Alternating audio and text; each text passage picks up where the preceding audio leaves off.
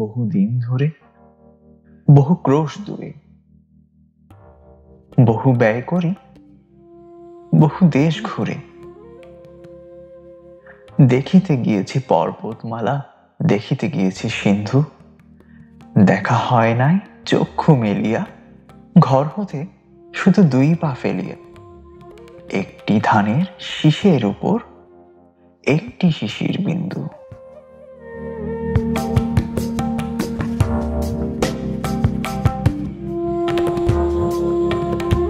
রাঙামাটি বাংলাদেশের প্রাকৃতিক সৌন্দর্যের রূপের রানী। আয়তনে বাংলাদেশের সবচেয়ে বড় জেলায়।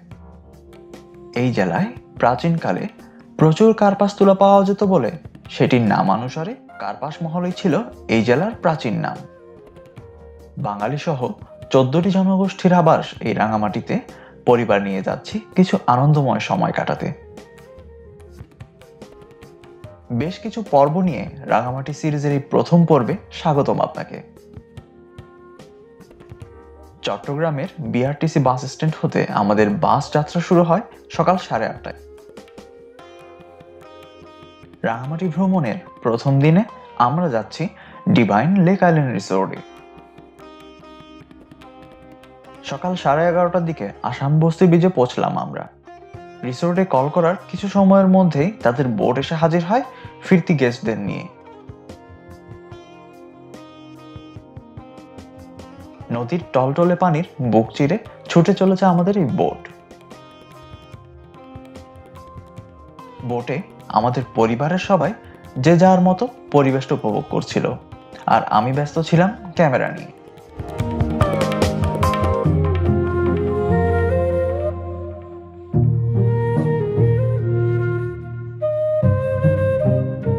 কিছু সময় পর ডিভাইন লেক আইল্যান্ড রিসোর্টের সাইনবোর্ডটা দেখতে পেলাম।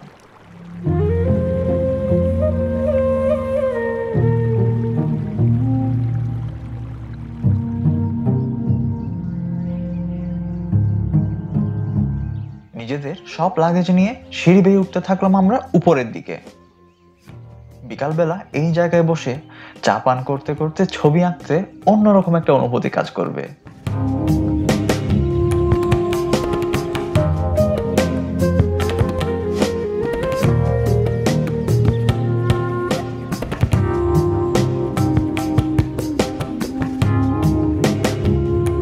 চারপাশে শুধু সবুজ আর নীলের সমারোহ।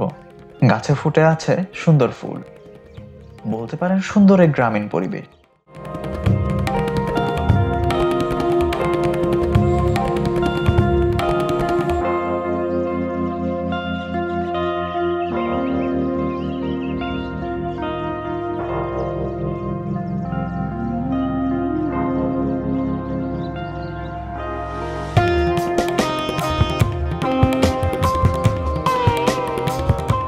রিসোর্টের রেস্টুরেন্টে আমরা আমাদের লাগেজগুলো রেখে বসে গেলাম। ম্যানেজার বা রিসেপশনিস্টকে খুঁজে পাচ্ছিলাম।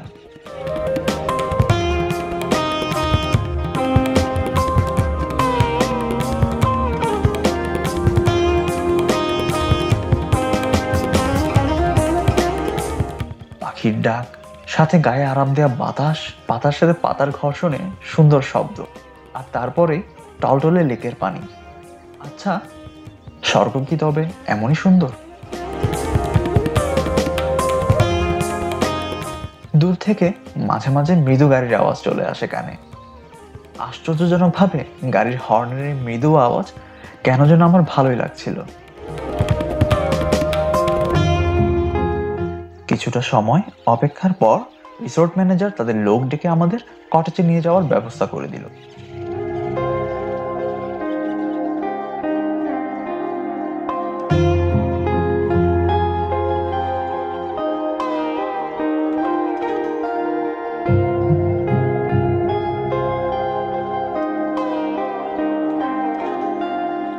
আমার বাবা 2 হাত একদম স্ট্রেট করে সোজা হেঁটে চলে যাচ্ছেন।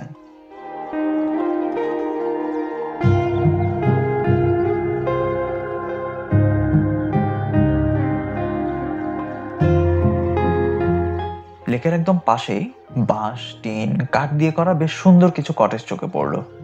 কটেজগুলোর কাঠের সিঁড়িগুলো দিয়ে নামলেই দুই পাশে ছোট ছোট গাছ।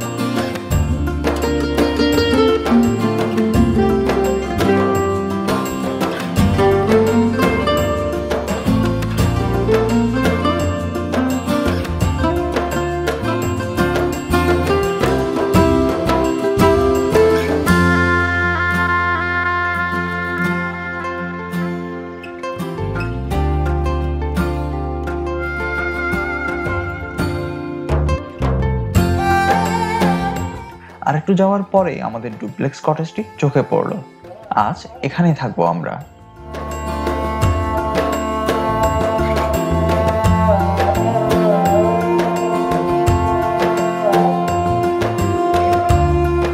ডিভাইন লেক আইল্যান্ড রিসোর্ট, যেটা সবসময় ফেসবুকে আমরা দেখে এসেছি, সেটাতে আজকে আমরা এখন নিজেরাই দাঁড়িয়ে আছি।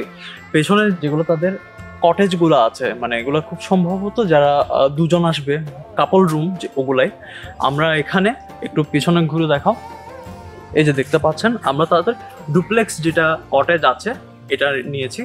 এখানে আমরা টোটাল 7 জনের মতো থাকার একটা ব্যবস্থা তারা এখানে করে দিয়েছে। রুমগুলোর ভিতরে কেমন সবকিছু আপনাদেরকে দেখাবো। ওভারঅল এখনো পর্যন্ত সবকিছু বেশ ভালোই লাগছে। পরিবেশটা কিন্তু একদম ছিমছাম সুন্দর। এখানে এই রিসোর্টটা সম্পূর্ণভাবে এখনো তৈরি হয়নি। যেমন ওই দিকটা দেখছিলাম, এখন কিন্তু কিছু কাজ চলছে। এখন আমরা এই যে রুম খুলে দেওয়া হয়েছে, আমরা এখন রুমে যাচ্ছি। এরপর উপরের তলা এবং নিচতলা সবকিছু আপনাদেরকে এখন দেখাবো। চলুন যাই।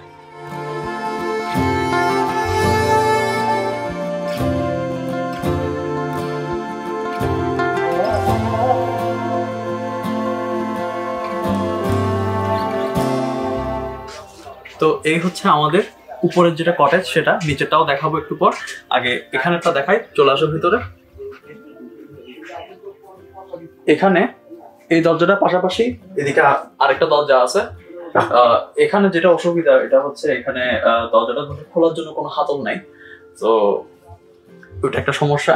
তারপর এখানে জানালা আছে, সুন্দর একটা জানালা। খুব সুন্দর বলতে মানে রেগুলার জানালায়, বাট এটা খুলে দিলে খুব সুন্দর একটা ভিউ পাওয়া যাবে, এটাই। দেন এখানে ওয়ার্ড্রোব আছে, কাঠের ওয়ার্ড্রোব। দেন এখানে আয়না আছে, ড্রেসিং টেবিল।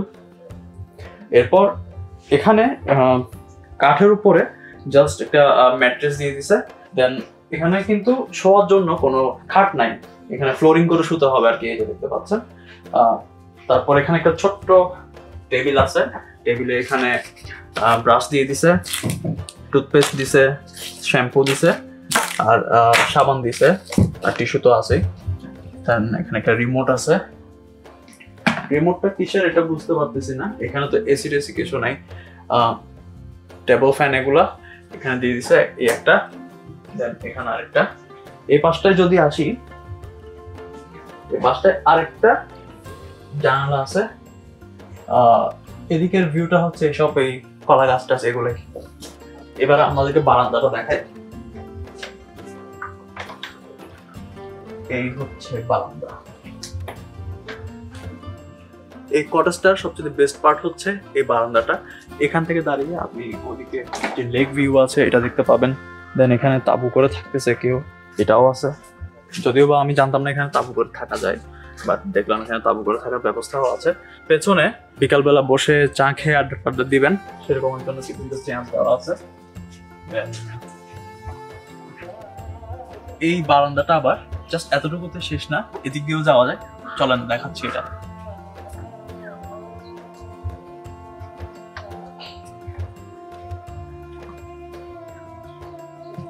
এদিক থেকে এসে এদিকে আসতে হয়।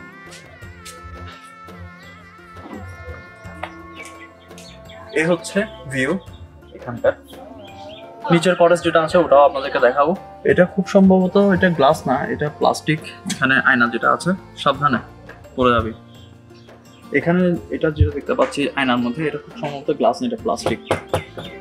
আচ্ছা চলেন এবার ফিরে যাই।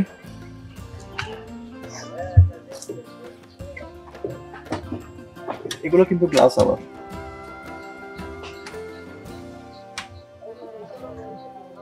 আমি ভাবছি এখান থেকে ঘুম থেকে ওঠার পর সকালে যে ভিউটা হবে ওটা কত না বেশি সুন্দর হয়। ভেবে দেখুন তো, সকালবেলা ঘুম থেকে উঠলেন, হাতের মধ্যে গরম গরম চা, তারপর এখানে আসলেন, এখানে এসে একটু রেস্ট নিয়ে বসলেন, বসে ওখানে লেক ভিউটা দেখতে পাচ্ছেন, সাথে ঠান্ডা ঠান্ডা লাগবে। চলেন এবার রুমের ভিতরে ঢুকে যাই। এবার আপনাদেরকে ওয়াশরুমটা দেখাই। এই যে দেখতে পাচ্ছেন ওয়াশরুমটা। ওয়াশরুমটা একদম ছোটখাটো একটা ওয়াশরুম।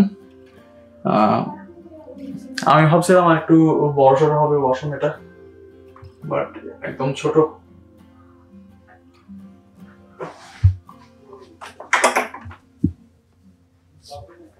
এটা হচ্ছে আমাদের কটেজ, যেটা আমরা আজকে থাকবো এখানে।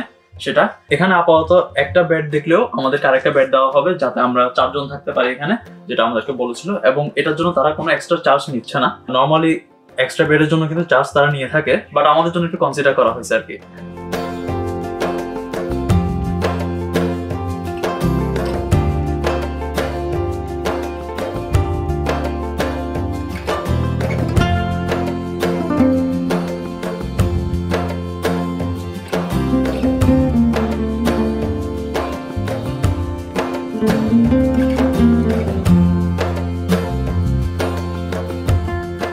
আমাদের কটেজের বেস্ট পার্ট হচ্ছে এটি বারান্দা আর সিঁড়িটা।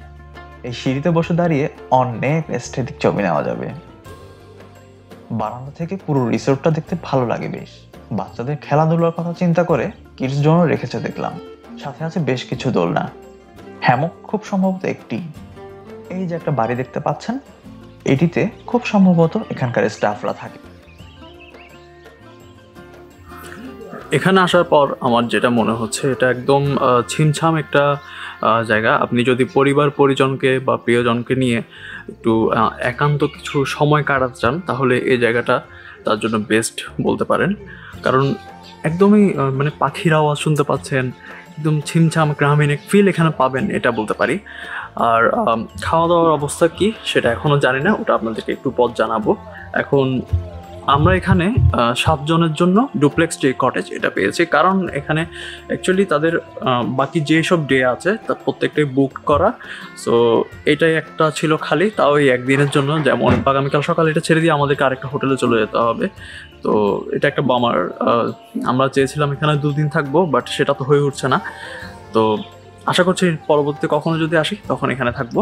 আমরা চেয়েছিলাম অ্যাকচুয়ালি প্রমোদিনী যেটা বোট লাইফ যেটা আছে, প্রমোদিনী বোট লাইফ যেটা আছে, ওখানে বোটে করে পুরো রাঙামাটিটা ঘুরে দেখবো আর কি। বাট তারাও দেখলাম যে এই মাসটা পুরোটাই বুকড হয়ে আছে।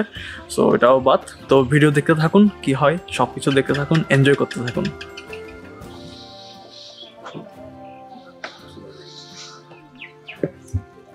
সো এবার আপনাদেরকে আমি নিচের যে কটেজটা আছে ওটা দেখাচ্ছি। কাছে চলে আসো। এখানে উপর থেকে কিন্তু নিচের কটেজের এই যে নিচের ডেকোরেশন যেটা, এটা আমার কাছে বেশ ভালো লাগছে। এখানে পাঁচ দিয়ে এটা করা হচ্ছে সব। এখানে একটা বিড়াল আছে, বিড়ালটা আমার দিকে তাকাইছিল। এই যে এখানেও সেম হবে। দরজাটা খোলার পর এটা আটকে রাখতে একটু আপনাদেরকে বেগ পেতে হতে হবে। চলে আসো। এখানেও সেম ভাবে একটা ওয়ার্ডরোব আছে, দেন ড্রেসিং টেবিল আছে। সেম ভাবে এখানে ওই ফ্লোরিং করে এখানে থাকতে হবে, দেন ম্যাট্রেস দেওয়া। আর এখানে ওয়াশরুম অবস্থাটা খারাপ, আমি এটা দেখাতে চাচ্ছি না। এখানে রুমগুলো কমপ্লেন হচ্ছে এই ওয়াশরুমগুলো বেশ ছোট আর অতটা বেশি ক্লিন না আর কি। দেন এখানে একটা ফ্যান আছে। এই পাশটায় যদি আসি, এখানে জানালা আছে, জানালার এগুলো কিন্তু কাঁচ বলে আমার মনে হচ্ছে না, যা হোক প্রোটেকশন দিচ্ছে সেটাই অনেক। এখানে রুমগুলো তো আপনাদেরকে দেখালাম, এখন আমরা বাইরে খেতে যাব। এখানে নিয়ম হচ্ছে আপনাদেরকে খাবারের যে অর্ডারটা এটা আগে ভাগে করে ফেলতে হবে, কারণ এটা একটা আইল্যান্ডের মধ্যে রিসোর্টটা, তাদের থেকে বাজার টাজার করার জন্য সেই বোট নিয়ে গিয়ে করে চলে আসতে হয়। তো যার কারণে আপনি ইমিডিয়েট যদি খাবার চান সেটা এখানে পাবেন না। সো আমাদের ফ্যামিলি মেম্বার অলরেডি ওখানে চলে গিয়েছে, তারা আমাদের জন্য ওয়েট করছে, চলেন আমরা এখন ওখানে যাই।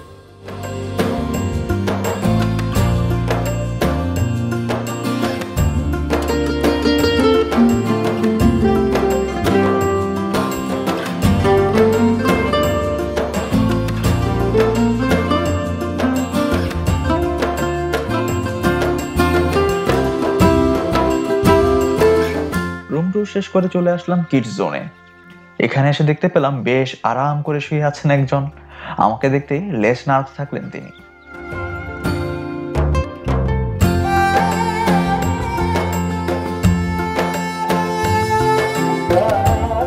এই কিডস জোনে গার্জিয়ানদের বসে থাকার জন্য কিছু জায়গা রাখা হয়েছে।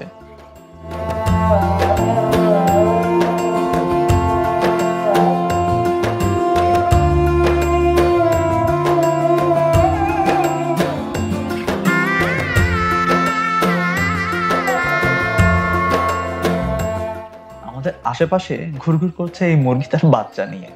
সুন্দর না ব্যাপারটা? রাঙামাটি ভ্রমণের প্রথম পর্ব শেষ হচ্ছে এখানেই। দ্বিতীয় পর্বে থাকছে এই রিসোর্টের খাবার, রাতের পরিবেশ এবং অন্যান্য। দেখা হচ্ছে পরের পর্বে।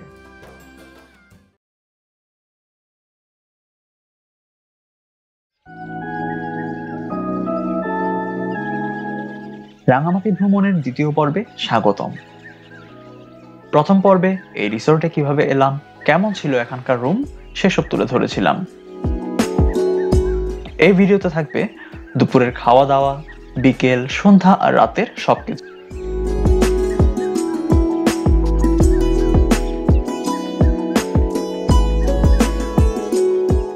সিঁড়ি বেয়ে উপরে ওঠার সময় একটা বসার জায়গা দেখেছিলাম, এখন লক্ষ্য কিন্তু সেদিকেই। ওখানটায় বসে চারপাশটা নিজে কিছুটা সময় ধরে উপভোগ করব।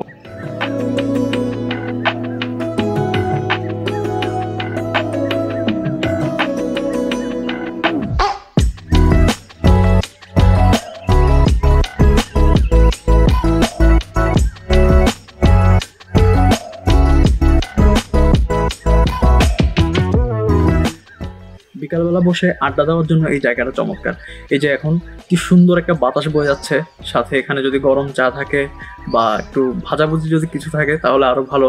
এই পাশে লেক দেখা যাচ্ছে, বোট দেখা যাচ্ছে, খুব চমৎকার একটা ফিলিং।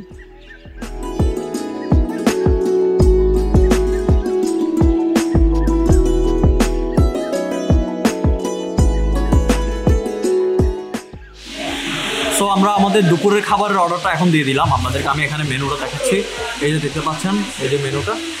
আমি এখানে মেনুটা কোনো একটা ছবি দিয়ে দিব আপনাদেরকে ভিডিওতে, বাট আমরা কি কি অর্ডার করলাম ওটা একটু বলে দিই। এখানে তাদের কিছু প্যাকেজ আছে, তো আমরা এখান থেকে তাদের প্রথম প্যাকেজ যেটা ওটা অর্ডার করলাম 6টা।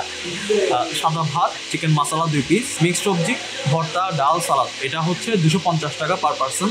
দেন যারা ভেজিটেরিয়ান আছে, মাংস খায় না, তাদের জন্য একটা প্যাকেজ আছে যেটা দাম হচ্ছে 300 টাকা। ওখানে সাদা ভাত দিবে, রুই বা কাতল মাছ দিবে, মিক্সড সবজি, ভর্তা, ডাল, সালাদ, পানি, এগুলোই। আর এছাড়া আমরা রাতে অর্ডারটাও এখন দিয়ে দিছি। আমরা রাতে বারবিকিউ করতেছি, বারবিকিউটা খাবো। এখানে বারবিকিউ, চিকেন বারবিকিউ 1 পিস, পরোটা 2 পিস, সালাদ আর কোল্ড ড্রিঙ্কস দিবে। এটার টোটাল দামটা হচ্ছে 280 টাকা। তো আমার কাছে প্রাইসটা একটু হাই মনে হয়েছে। এখন 1:10 আমাদেরকে বললো যে 2টার মধ্যে তারা খাবারটা সার্ভ করে দিতে ট্রাই করবে। দেন আমরা খেয়ে দিয়ে এখান থেকে বাইরে কোথাও ঘুরতে যাব। তাদের সাথে কথা হয়েছে যে এখানে আশেপাশের মধ্যে পলওয়েল পার্ক আছে, দেন বর্গি হলো ওটা আছে। তো আমরা ট্রাই করবো ওই 2 জায়গাটা কভার করতে আজকে। এখানে আবার একটা নিয়ম আছে যে আপনি 5টার মধ্যে এখানে চলে আসতে হবে, 6টা থেকে সম্পূর্ণ এখানে বোট চলাচল অফ, আমার থেকে এখানে হ্যাং আউট করতে হবে। তো আগামীকালকে আমরা বোট ভাড়া করে এখানে রাঙামাটি যেসব জায়গা আছে সবগুলো ঘুরে বেড়াবো।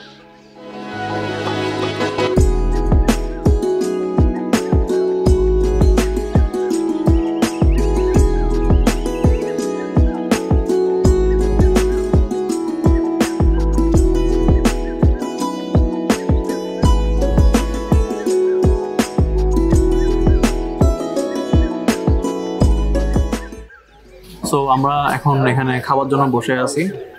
তো এখানে যেসব মানে ফল্ট আছে তার মধ্যে আরেকটা হচ্ছে এখানে খাবারের জন্য আমরা থেকে অনেকক্ষণ ওয়েট করতে হবে। আমরা এখানে এখন বসে আছি অনেকক্ষণ, আর আমাদের আগেও অর্ডার করে এখানে খাবারের জন্য বসে আছে সেরকম তারাও পায় না। এরকম আমাদের পেছনে আছে, পেছনে যাদেরকে দেখতে পাচ্ছেন তারা অর্ডার করে বসে আছে অনেকক্ষণ ধরে, মানে অর্ডার করে বসে আছে বলতে তারা এখানে এসে বসে আছে অনেকক্ষণ ধরে। তো লোক বল একটু বাড়ানো উচিত, তাহলে হয়তো একটু আর্লি তারা সার্ভ করতে পারবে। এখন অলরেডি 3:13 হয়ে গেছে, আমরা বরাবর 3টা এখানে আসছি। দেখা যাক কতক্ষণে খাবারটা আসে। 1টা বাজে আমরা খাবার অর্ডার দিয়েছিলাম, কিন্তু ওটা রান্না হয়ে আমাদেরকে ডাকা হবে বলছিল ফোন করে, তো ওটাও হয়নি, জায়গাটা পাইনি, এসে বসে আছি। আর আজকে আমরা যেসব জায়গায় এক্সপ্লোর করতে যাওয়ার কথা ছিল ওগুলোতে যেতে পারবো কিনা তাও এখনো সন্দিহান আছে। তারপর দেখা যাক কি হয়, আমরা তো ভিডিওতে দেখতে পাবেন।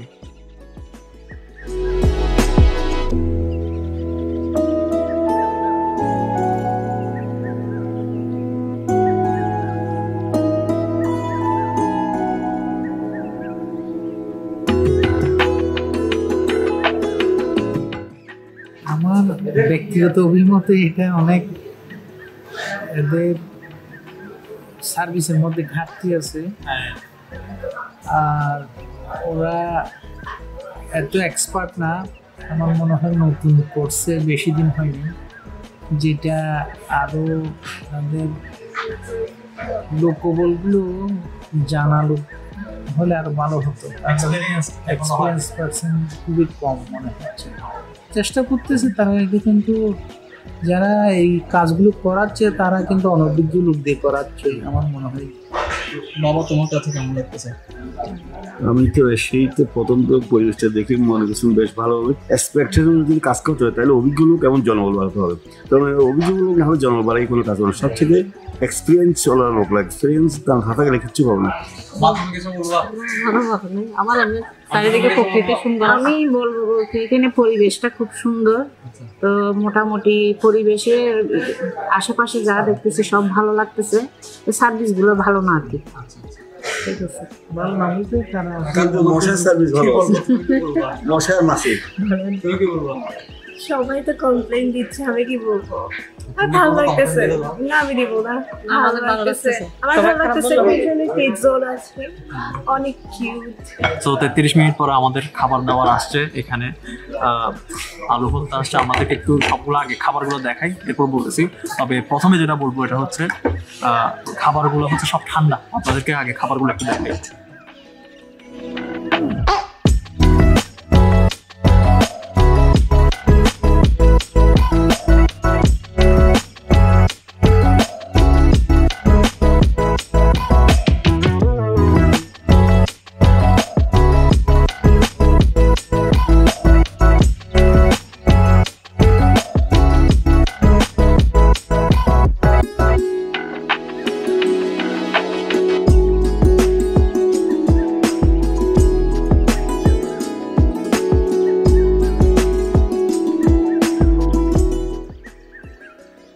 শুরু করি। প্রথমে যেটা বলছিলাম একটু আগে, খাবার দাবার সবগুলো ঠান্ডা, রাইসটাও ঠান্ডা। এতক্ষণ পরে দিয়ে দিচ্ছে, সবগুলো যদি ঠান্ডা হয় তাহলে সমস্যা।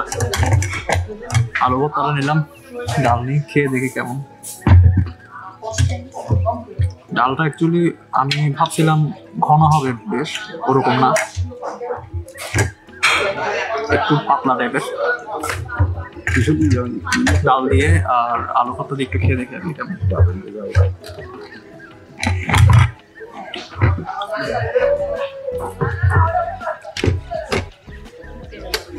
আলু ভর্তাটা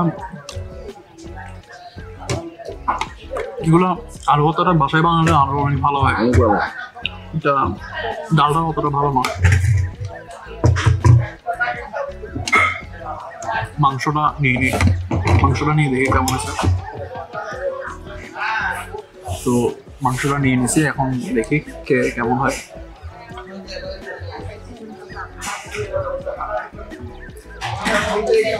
মাংসটা হচ্ছে আমরা নর্মাল যেসব বাংলা হোটেল আছে ওগুলাতে যেরকম টেস্ট হয় ওটার মধ্যে আমার কিছু না।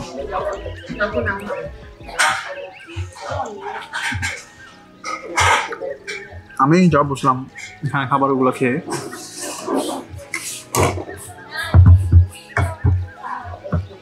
প্রথমত খাবারগুলো ওভার প্রাইসড, দ্বিতীয়ত খাবারগুলো গরম না, তৃতীয়ত টেস্টটা অ্যাকচুয়ালি ঠিক না।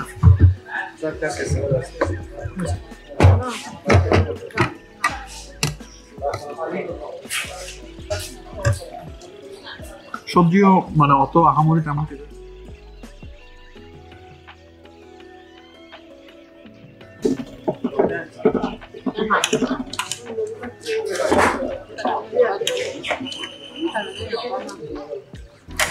এবার কাচকি মাছের সালাদটা খেয়ে দেখতেছি কেমন লাগে।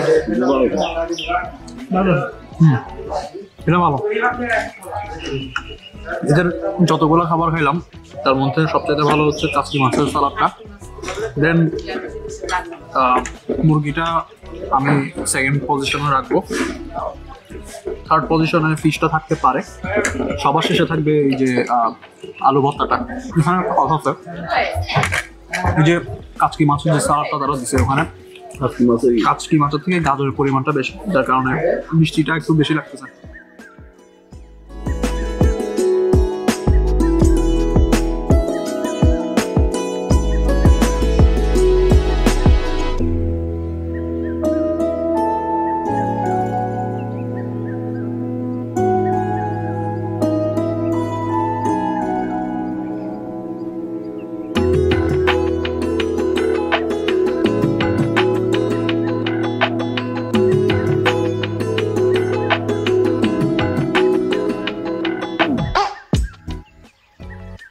খাওয়া দাওয়া শেষে আমরা এখন বোটের এই পাশটায় এসে দাঁড়িয়ে আছি।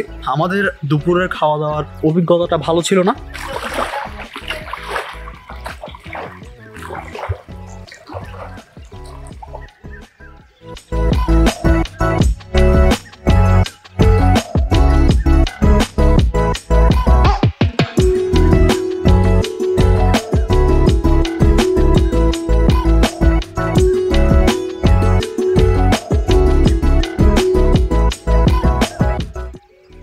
আমরা চেয়েছিলাম আজকে এখানে খাওয়া দাওয়ার পর শহরের দিকটা কোথাও ঘুরতে যাব, বা পলওয়েল পার্ক বলেন বা রাজবন বিহারের দিকে যেটা আছে ওখানে ঘুরতে যাব, বাট সেটা আর হয়ে উঠছে না, কারণ এখানে আমাদের প্রচুর লেট হয়ে গিয়েছে। তাদের এখানে 6টা বাজে বোট সার্ভিসটা অফ হয়ে যায়। সো আমরা যদি এখন বের হই তাহলে ওখানে গিয়ে ঘুরে টুরে আসতে যাই, আমাদের জন্য এটা বেশ টাইম কনজিউমিং হয়ে যাবে। আমরা হয়তো তাদের বোট সার্ভিসটাও মিস করতে পারি, সেক্ষেত্রে আমাদেরকে ওখানে আটকে থাকতে হবে। যার কারণে আমরা ঠিক করলাম আমরা আজকে আর বাইরে কোথাও যাচ্ছি না, আমরা এখানেই সময়টা কাটাবো, এখানেই যা আছে তাই দেখবো, আর কি ছবি টবি উঠবো, আড্ডা দিব, এটাই।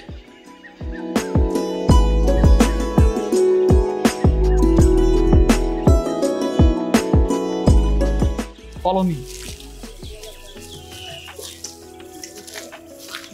আজকে আমি এই ক্লান্ত পথি হেঁটে বেড়াচ্ছি পাগল হই, চলে আসো আমার পাখি। পাতায় না কিসে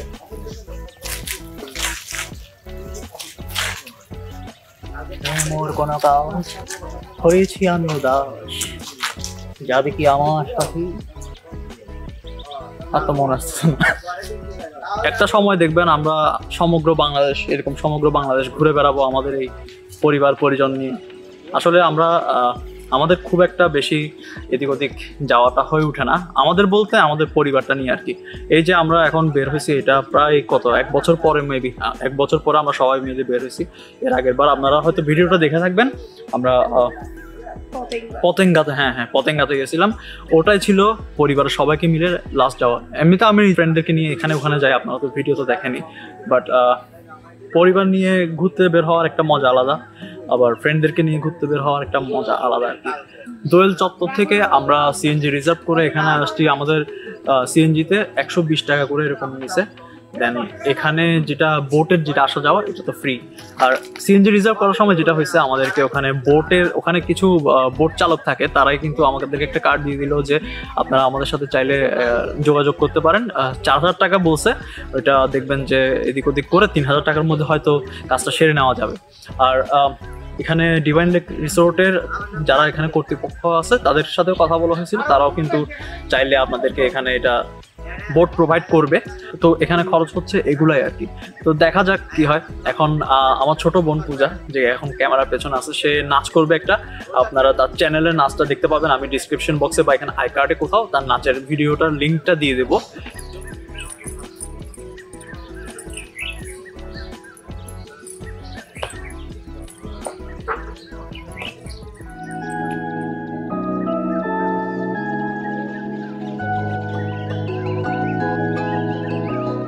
আমাদের মধ্যে কেউ যদি সব কয়টা দোলনায় চড়ে থাকে তবে সেটা হচ্ছে এক নিজের ইচ্ছে মতো দোলনায় সে চড়ে মজা নিয়েছে।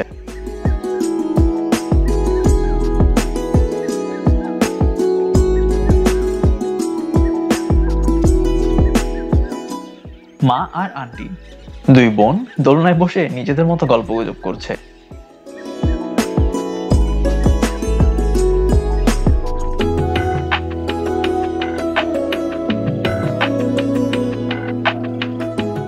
যতই সন্ধ্যা নেমে আসছে ততই ধীরে ধীরে বাড়ছে ঠান্ডার তীব্রতা। আমরা ভেবেছিলাম দিনের বেলায়ও এখানে ঠান্ডা হবে বেশ, তা কিন্তু হয়নি।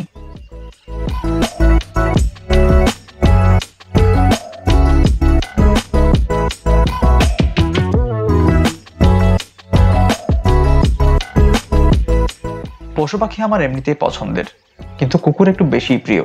মার্ক টোয়েন বলেছিলেন, আমি যতই মানুষ চিনেছি ততই কুকুরকে ভালোবেসেছি।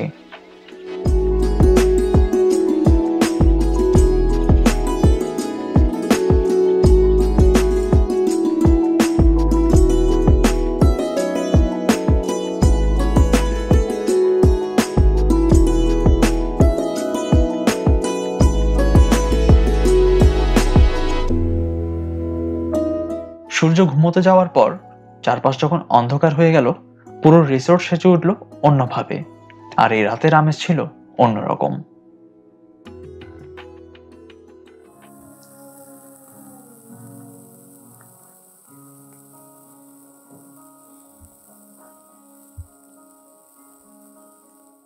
এখন সন্ধ্যা 6টা বাজে, চারপাশে একদম ঘুটঘুটে অন্ধকার। আমরা এখন সন্ধ্যা চা নাস্তা খাওয়ার জন্য বের হচ্ছি। ঠান্ডা কিন্তু বেশ এখানে ভালোই পড়ছে। আমি রুমে যখন ছিলাম আমরা ভাবছিলাম যে হয়তো তেমন একটা ঠান্ডা হবে না, বা দিনের মধ্যে অতটা ঠান্ডা বোঝা যায়নি, বাট এখন দেখি এখানে আসলে ভালোই ঠান্ডা পড়ছে। ডিভাইন আইল্যান্ড রিসোর্টের রাতের বেলার দৃশ্যটা কেমন এটা এখন আমি আপনাদের দেখাই।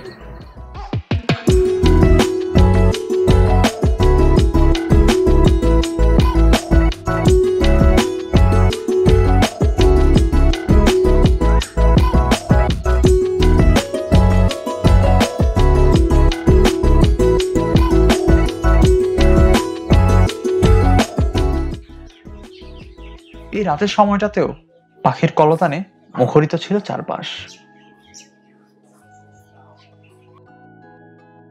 একটু আগে বলছিলাম আমরা সন্ধ্যার নাস্তা টাস্তা করার জন্য এখানে ক্যান্টিনে এখন আসছি।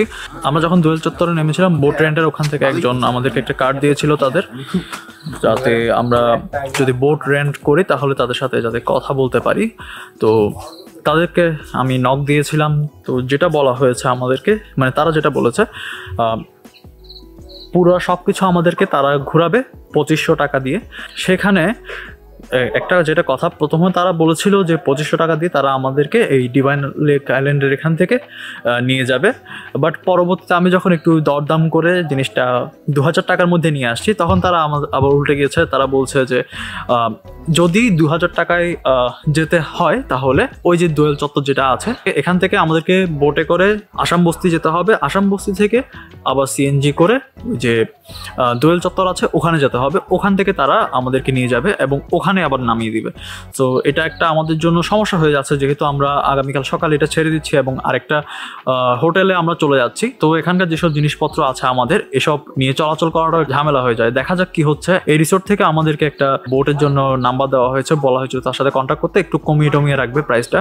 তো তাকে কল করেছিলাম, তো সৌভাগ্যবশত তিনি এখন এখানে উপস্থিত আছেন। সো আমাদের সাথে এখন উনি কথাবার্তা বলবেন। দেখা যাক কতটুকুর মধ্যে ডিলটা ফাইনাল হয়, কারণ আমরা চাইছি রাঙামাটির সব কিছু এই একটা প্যাকেজ মানে 2500 টাকা বা যার মধ্যে হোক, মানে বোটের মধ্যে করে পুরোটা ঘুরে যেতে, এবং কালকে আমরা দিন শেষে আমাদের যে নতুন হোটেলটা আছে ওখানে চলে যাব। জিনিসটা এখন আমাদের হজবরল লাগতেও পারে, বাট আপনারা যখন ভিডিওটা দেখবেন আশা করি জিনিসটা আপনাদের কাছে ক্লিয়ার হবে।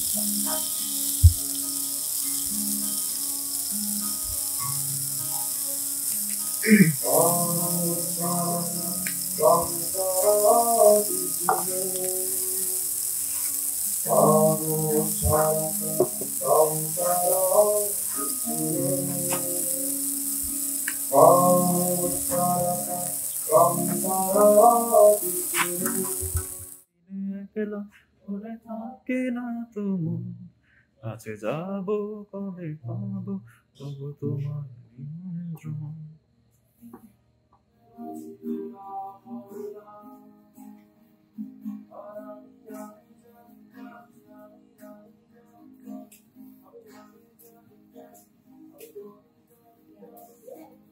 সন্ধ্যা হয়ে আসার সাথে সাথে এখানে প্রচণ্ড রকমের ঠান্ডা শুরু হয়ে গিয়েছে, যার কারণে দেখতে পাচ্ছেন আমি কানের এখানে একটা আলাদা টুপি পরছি, মাস্ক পরে বেরিয়ে গেছি।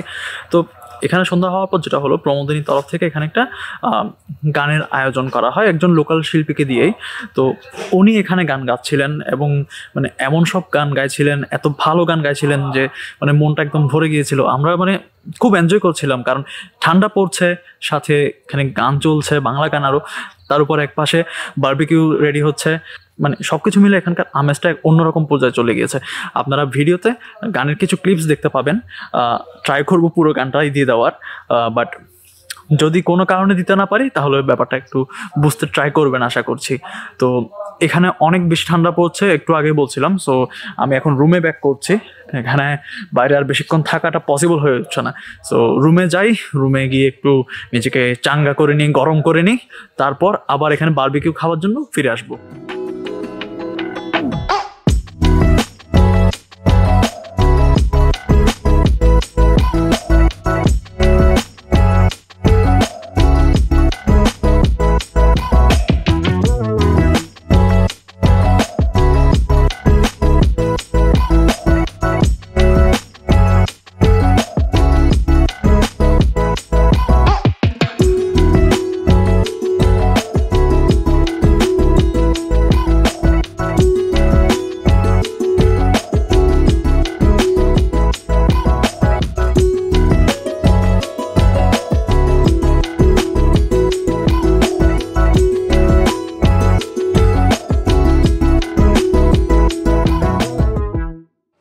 রাতেরবেলা আমাদের বারবিকিউ যে খাবার ওটার জন্য বসে গেছি, এখানে আমাদের বারবিকিউটা চলে আসছে। তো পরোটা বারবিকিউর সাথে তাদের একটা নিজস্ব সালাদ, গাজর এবং শসা দিয়ে তারা সালাদ করছে, খাই। বারবিকিউ অ্যাকচুয়ালি ঘুরে ফিরে সব জায়গাতে দেখা যায় প্রায় সেমই, তো এখানে এক্সট্রা কিছু বলার নাই। তারপরও আমার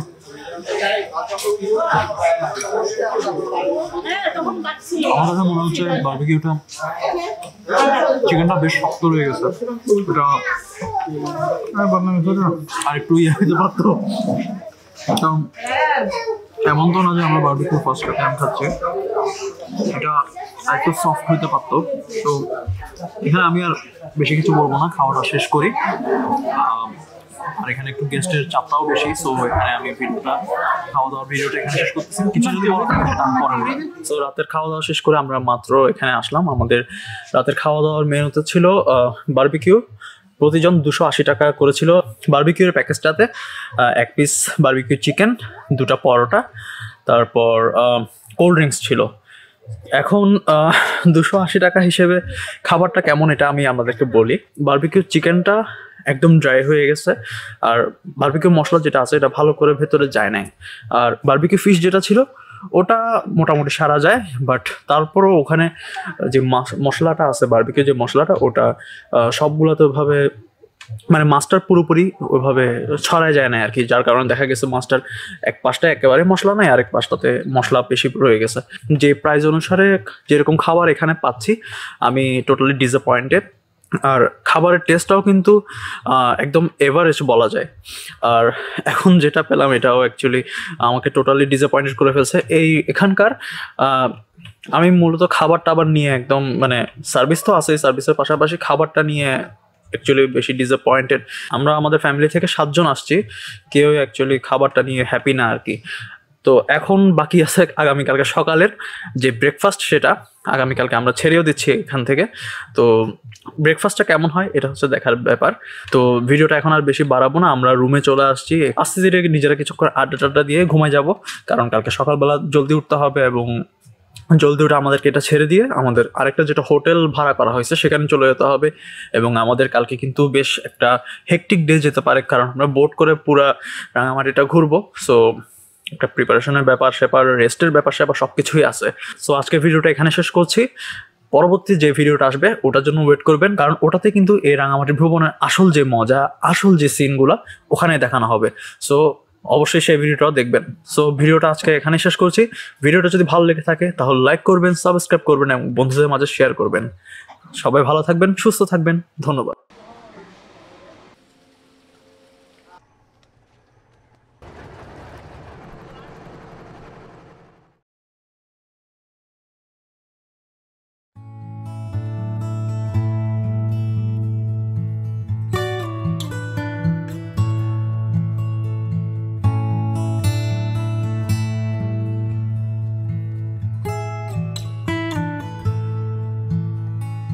গুড মর্নিং এভরিওয়ান।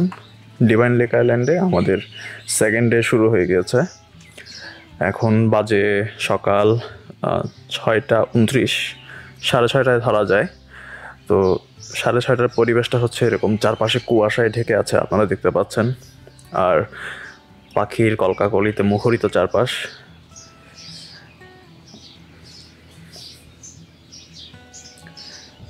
ওই যে দূরে দেখতে পাচ্ছেন ওখানে বেশ কিছু বোট রাখা আছে, ওগুলো এখানে কতটুকু বোঝা যাচ্ছে আমি একটু দেখাই, জুম করে দেখাতে পারি কিনা। এই যে দেখতে পাচ্ছেন এখানে বোট আছে, আর চারপাশটা কিন্তু একদম কুয়াশায় ঢাকা।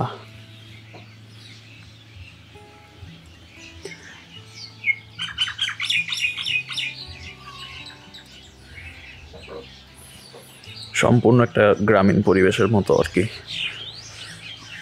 এই যে এই পাশটা দেখাই,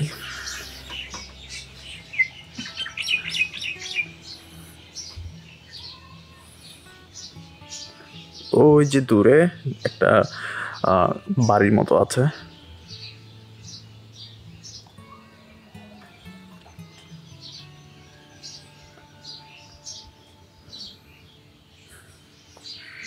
আমি ভেবেছিলাম এই আইল্যান্ডটা একদম আলাদা সম্পূর্ণ, বাট এখানে দেখতে পাচ্ছি এখানে খুব সম্ভবত ওদিকের সাথে একটা কানেকশন আছে আর কি যাওয়ার জন্য।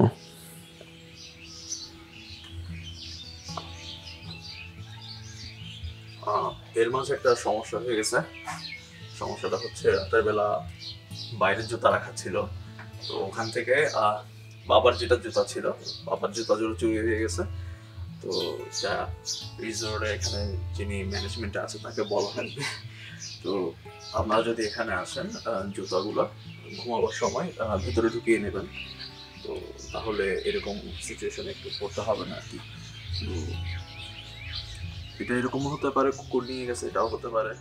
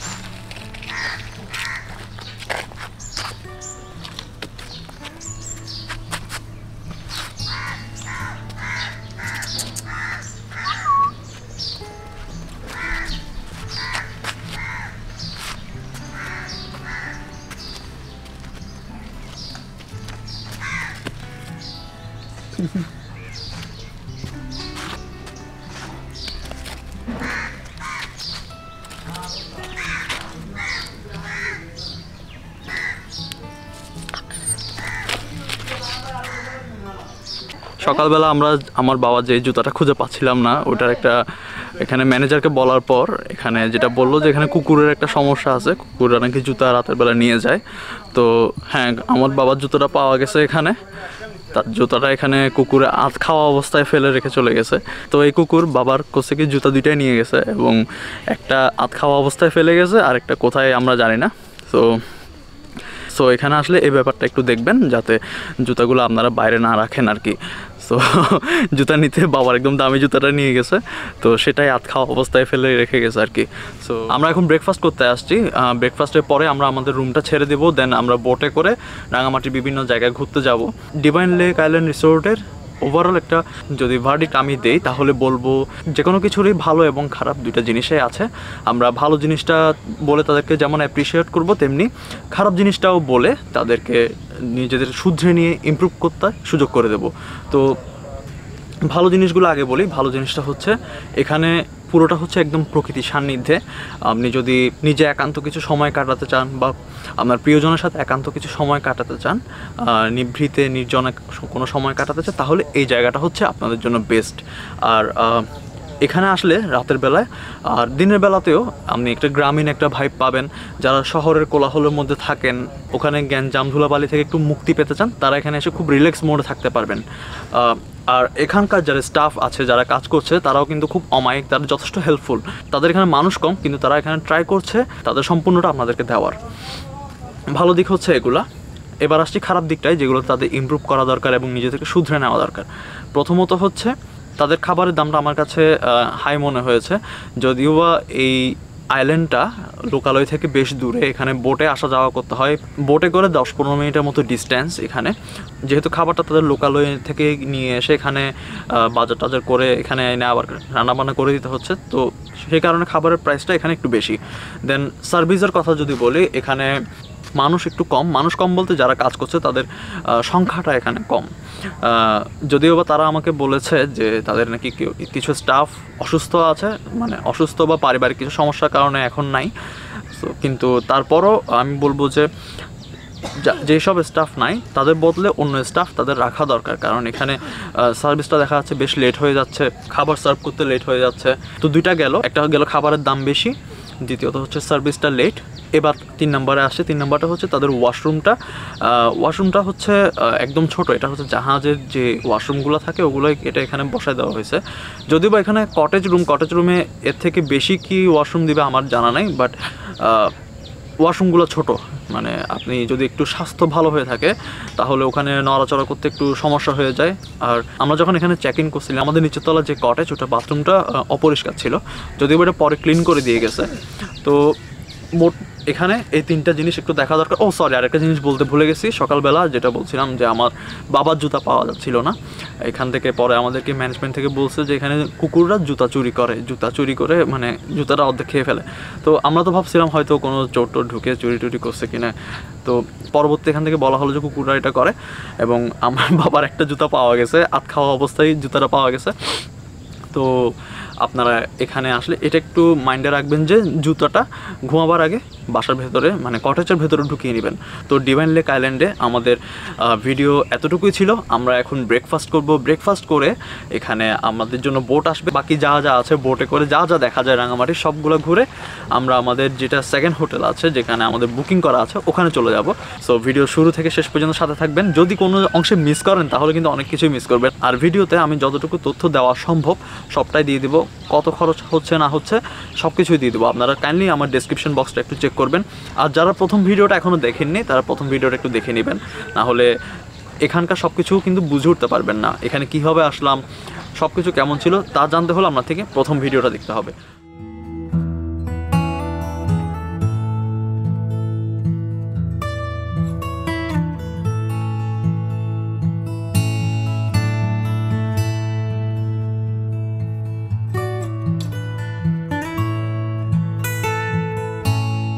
আমাদের আমাদের সকালের নাস্তাটা চলে আসছে, আমরা এখন খাওয়াটা শুরু করি। এখানে ডিম ভাজি আছে, পরোটা আছে, হালুয়া আছে, সবজি আছে, আর তারা ডাল দিছে।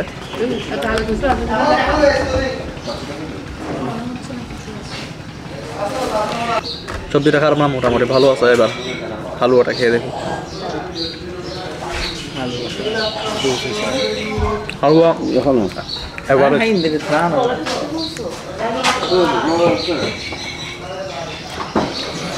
ডালটা একটু খেয়ে দেখি ভাই।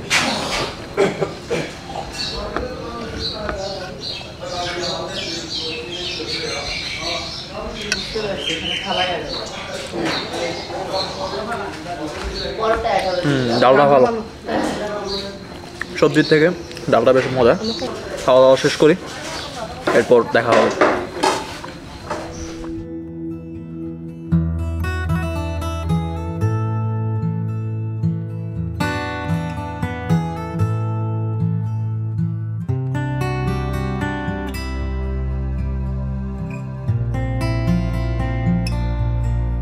দেখতে পাচ্ছেন আমাদের বোট চলে আসছে, আমরা এখন বোটে উঠবো।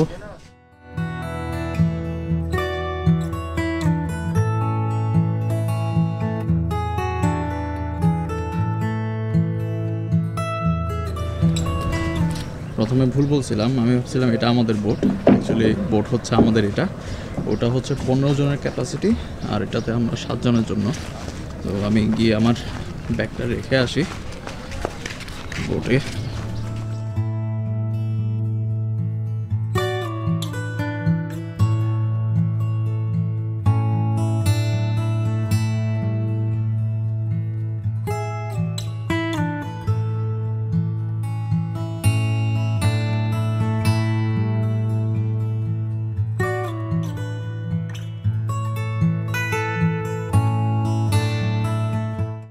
এই যে আমরা এখন বোটে করে সবাই মিলে ঘুরতে যাব, তোমার কেমন লাগতেছে? অনেক খুশি লাগতেছে, গেলে বোঝা যাবে আর কি। আচ্ছা, এই যে বাবা ঢুকতেছে এখন। ওইটাই সুন্দর, ওইটা সুন্দর করে নিয়ে 18 দিন নিয়ে। ওই যে কুকুর বাবা স্যান্ডেল নিয়ে গেছে, যার কারণে এখন আমাদের বাসা থেকে আনা এগুলো পরে এখন ঘুরতে হচ্ছে আর কি। বলছি আমার ব্যাগ তোমার কাছে মা, পিচ্চিটা আসতে শেষ পর্যন্ত তার ফটো তোলা এখনো শেষ হয় না। ফটো সেশন চলে আসো, পারবা তুমি। সোজা আমাদের দিকে তাকাও, নিচে কেন তাকাচ্ছ? হ্যাঁ চলে আসো।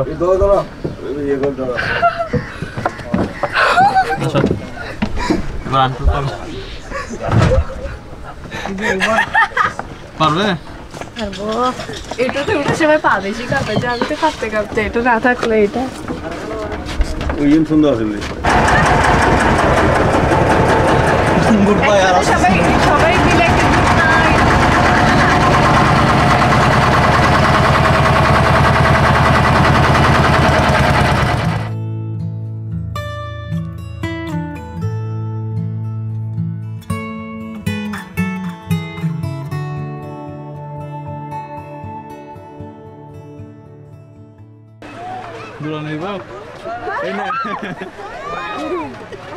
কেমন লাগে এখন, কেমন লাগে?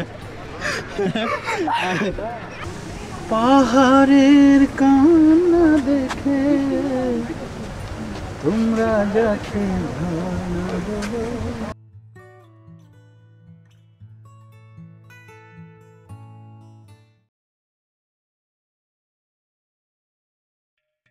রাঙামাটি 616.13 বর্গ কিলোমিটারের এই জেলাতেই খুব সম্ভবত একসাথে পাবেন নদী, পাহাড় আর মেঘের সমারোহ। 1860 সালে রাঙামাটি, খাগড়াছড়ি এবং বান্দরবান এই 3 পার্বত্য অঞ্চলকে নিয়ে পার্বত্য চট্টগ্রাম জেলা সৃষ্টি হয়। এরপর 1981 সালে বান্দরবান এবং 1983 সালে খাগড়াছড়ি পৃথক জেলা সৃষ্টি করা হলে পার্বত্য জেলার মূল অংশ রাঙামাটি পার্বত্য জেলা হিসেবে আত্মপ্রকাশ করে। রাঙামাটি ভ্রমণের প্রথম পর্ব 3টি যারা দেখেছেন ধন্যবাদ তাদেরকে, আর যারা আজকের ভিডিও দিয়ে শুরু করছেন তাদেরকে স্বাগতম।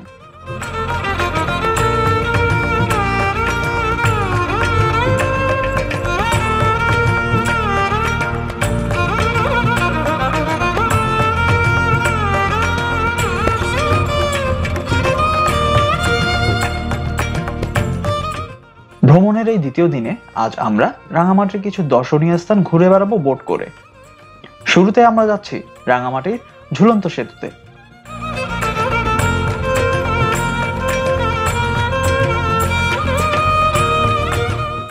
রাঙামাটিতে ভ্রমণে আসা সকল পর্যটকই সিম্বল অফ রাঙামাটি হিসেবে খ্যাত এই 335 ফিট লম্বা সেতুটি দেখতে আসেন।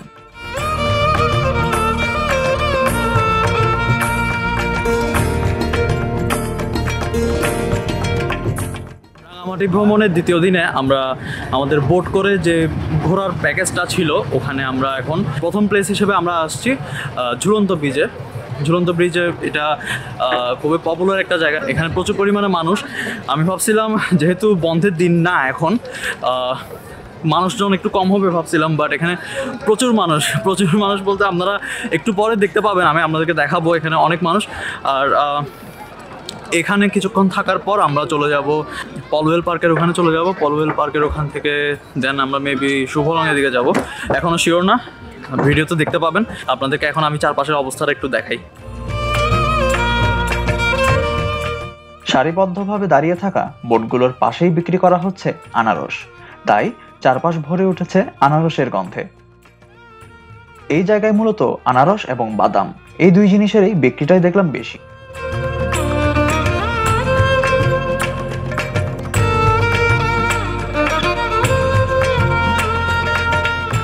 আমরা এখন ব্রিজটা পার হয়ে উপরের দিকে উঠতেছি। উপরের দিকে কি আছে আমার ঠিক জানা নাই। আমি রাঙামাটিতে শেষ আসছি একদম ছোট থাকতে, দেন এরপর আর আসা হয় নাই। এখন উপরে উঠে দেখি।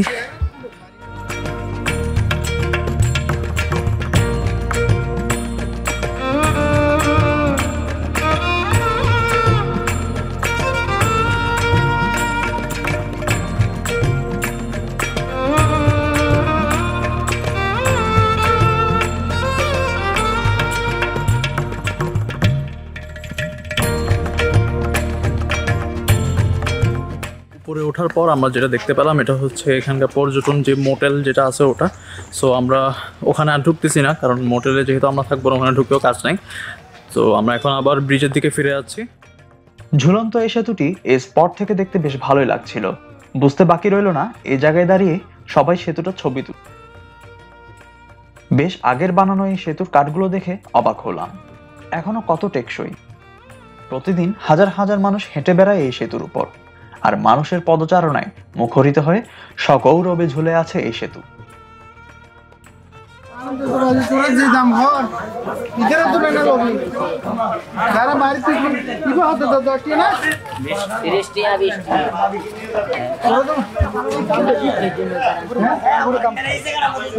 উপরে দাম কম বলে ওটা দেখবি না, এইখান থেকে বড় বড় 10 টাকা বিক্রি করতেছে, ওগুলো নিছেন ঢুকে নিছেন, ঢুকে কটা নিছেন।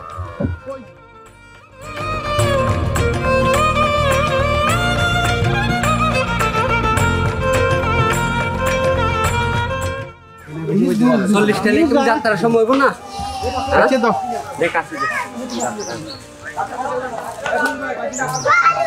দেখছো। একটা টিপস দিয়ে রাখি, এখানে এসে যদি আনারস খাওয়ার ইচ্ছা হয় তবে বোটের এখান থেকে না নিয়ে বোটের টিকিট কাউন্টারের পাশে যে সিঁড়িটা আছে সেটা বেয়ে উপরে উঠে যাবেন, সেখানে একটু কম মূল্যে আনারস পাবেন। তবে দরদাম করতে কিন্তু ভুলবেন না।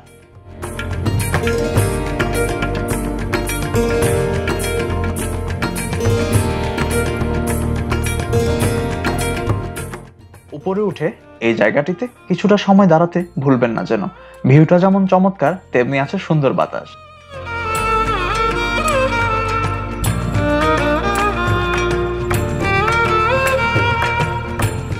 ঝুলন্ত সেতুতে আমরা আর সময় নষ্ট না করে আনারস নিয়ে ফিরে গেলাম বোটে। এবার যাত্রা পলওয়েলের পথে। টলটলে পানির এই স্রোত মনে কেমন যেন নিয়ে আসে অনাবিল প্রশান্তি। ইচ্ছে করে শ্বাস নিয়ে বুক ভরে। ওই যে দেখা যায় পলওয়েল পার্কের কটেজগুলো।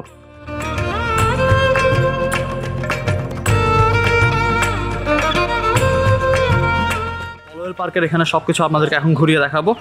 তো এখানে টিকিট কাউন্টার আছে, টিকিট কাউন্টারে টিকিট কত করে এটাও দেখতে হবে। চলেন এবার ভেতরে যাই। পলওয়েল পার্কে ঢুকতে হলে আপনার এখানে আবার 40 টাকা করে জনপ্রতি টিকিট কাটতে হবে। তো আমরা এখন পলোয়েল পার্কের ভিতরে টিকিট কাটা শেষ করে ভিতরে ঢুকতেছি।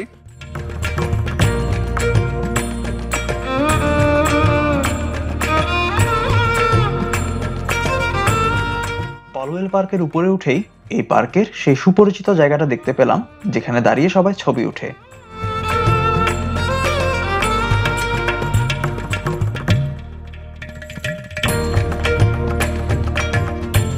রাঙামাটি জেলার পুলিশের তত্ত্বাবধানে থাকা এই চিত্ত বিনোদনের জায়গাটির মিনি ঝুলন্ত সেতুটি ভালো লেগেছে বেশ। হাঁটার সময় এটা বেশ দুলতে থাকে, যার কারণে অনেকেই ভয় পাচ্ছিলেন। এখানে ফ্যামিলি কটেজে থাকার জন্য আপনার খরচ যাবে প্রায় 8 থেকে 10,000 টাকা। সুইমিং পুল ব্যবহার করতে চাইলে আসবে বাড়তি 200 টাকা। প্রোগ্রাম করার জন্য স্টেজ সহ একটা হলরুম চোখে পড়লো, সাথে আছে কলসি ঝর্ণা। এরকমটা আগে কোনো পার্কে দেখিনি।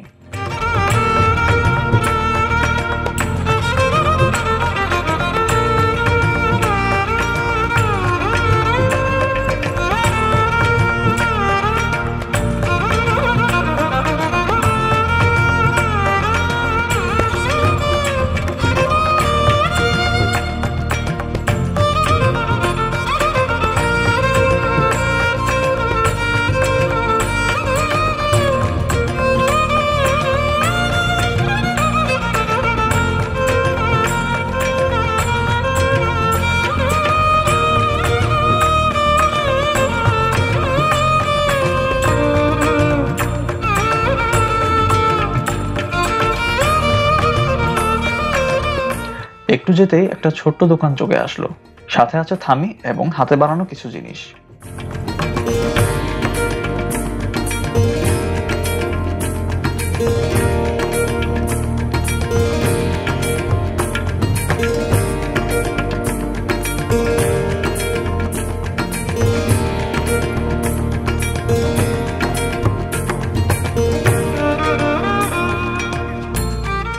রিক্সাটা কত বলতেছেন? 400।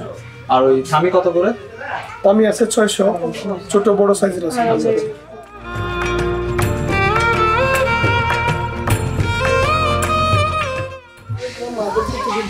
পলোয়েল পার্কটা আমি মোটামুটি এখন পুরোটাই ঘুরে ফেলছি। আমার পরিবারে যারা আসছে তারা এখনও ওই পাশটা ঘুরে নেয়, আমি এই পাশটা ঘুরছি। তো এখানে আমি যেটা জানতাম যে যেটা তাদের ফুচকা স্পট যেটা, ওটা মনে হয় আপাতত বন্ধ আছে। এমনিতে ওটা অন্যান্য সময় আমি যারা এখানে আগে আসছে তাদের ভিডিও দেখছিলাম, তো ওটা দেখলাম যে ওখানে থেকে অনেকে ফুচকা টুচকা খাইছে। বাট আমরা যেহেতু বন্ধ পেলাম তো ফুচকা তো খাওয়া হচ্ছে না আর।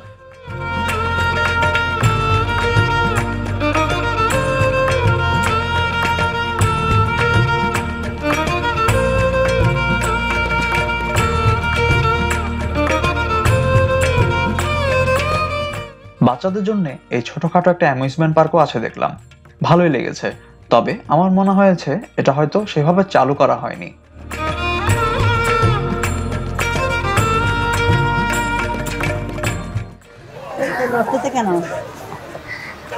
কোথায় ভয় পাচ্ছি? হ্যাঁ যা, তুই সামনে যা, তাহলে ভয় পাচ্ছিস না যখন সামনে যা। একটু তাকাও।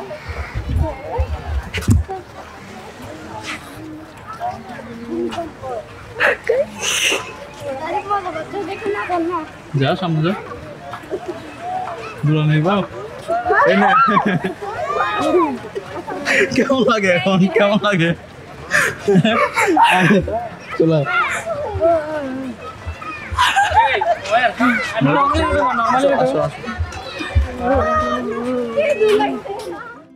এই হচ্ছে সেই বিখ্যাত লাভলক পয়েন্ট। এটির আছে এক হৃদয় বিদারক কাহিনী। আমেরিকা প্রবাসী এক ভদ্রলোক তার স্ত্রীকে নিয়ে 2014 সালে আসেন এখানে বেড়াতে। সেদিন বোট নিয়ে ভ্রমণকালে আকস্মিক ঝড়ে নৌকা দুলে উঠলে ভয় পেয়ে পানিতে ঝাঁপ দেন তার স্ত্রী, আর তাকে বাঁচাতে ভদ্রলোক নিজেও ঝাঁপিয়ে পড়েন। অনেক খোঁজার পর তাদের পাওয়া যায়নি। 3 দিন পর পরস্পরকে আলিঙ্গনরত অবস্থায় তাদের লাশ পানিতে ভেসে ওঠে। তাদের প্রতি শ্রদ্ধা জানিয়ে নির্মিত হয় এই লাভ পয়েন্ট। পর্যটকরা তাদের প্রিয়জনের নাম তালায় লিখে এখানে লক করে দিয়ে যান, যেন ভালোবাসা থাকে অটুট সারা জীবন। এই ঠান্ডার মাঝে আইসক্রিম খাচ্ছিলাম। ঠান্ডার মাঝেও কিন্তু আইসক্রিম খাওয়ার একটা আলাদা মজা। আমাদের এখন যাত্রা হচ্ছে শুভলংয়ের পথে। শুভলংয়ের পথে যাওয়ার সময় আমরা হয়তো এখানে চাংপাংয়ে খাবারের অর্ডারটা করে যেতে পারি, এখনও শিওর না, বোটে উঠি তারপর বলতে পারতেছি। পলওয়েল পার্কে ভ্রমণ শেষে আমাদের যাত্রা শুরু হয় পরের গন্তব্যের দিকে। এই যে সুন্দর এই জায়গাটা দেখতে পাচ্ছেন, এটা পুরোটা রাঙামাটির ডিসি এর। ঝুলন্ত সেতু আর পলওয়েল পার্ক এই দুইটি নিয়ে শেষ হচ্ছে আজকের এই পর্ব। পরের পর্বে থাকছে রাঙামাটির আরো কিছু সুন্দর পর্যটন স্পট।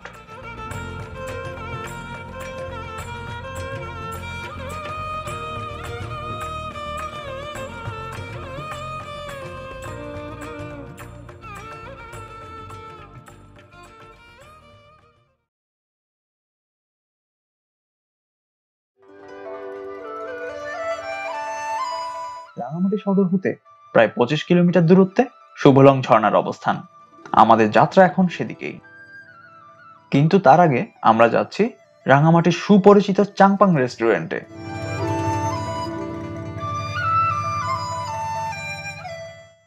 আমাদের দুপুরে খাওয়া দাওয়ার জন্য আমরা চাংপাং রেস্টুরেন্ট যেটা আছে ওখানে আসলাম। আমাদের পরিবারের মানুষজন বোটে বসে আছে, আমরা উপরে যাচ্ছি। এখানে তাদের মেনুটা দেখব, যদি ইনস্ট্যান্ট তারা খাবার সার্ভ করতে পারে তাহলে আমরা এখনই খেয়ে চলে যাব, আর যদি ইনস্ট্যান্ট সার্ভ করতে না পারে তাহলে এখন আমরা অর্ডারটা দিয়ে যাব, দেন শুভলং হয়ে ফেরার পথে এখানে খেয়ে যাব। সো এখন ভিতরে যাচ্ছি। এই রেস্টুরেন্টে যে জিনিসটা বেশ ভালো লেগেছে তা হলো তাদের কিছু পপুলার মেনু নাম এবং ছবি সহ তারা দিয়ে দিয়েছে।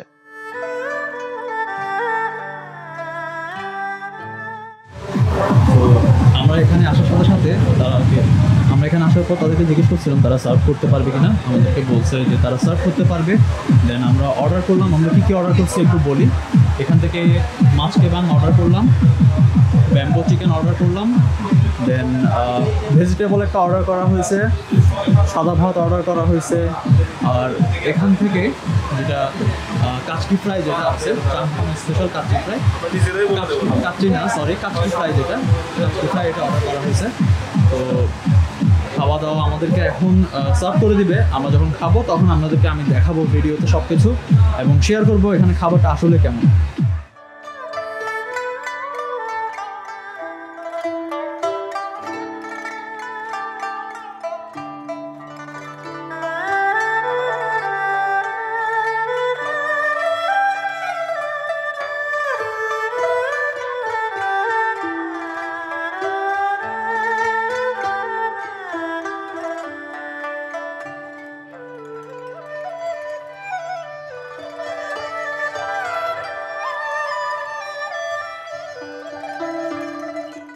আমরা এখন চাংপাং রেস্টুরেন্টে খেতে বসে গেছি। খাবারের ভিডিওটা অলরেডি আমরা হয়তো আশা করি দেখতে পাইছেন। এখন খাবারটা খেয়ে আপনাদেরকে জানাবো এটা কেমন লাগে। অলরেডি আমাকে আমার মা সার্ভ করে দিয়ে ফেলছে রাইসটা। আস্তে আস্তে খেয়ে আপনাদেরকে জানাই সব কিছু।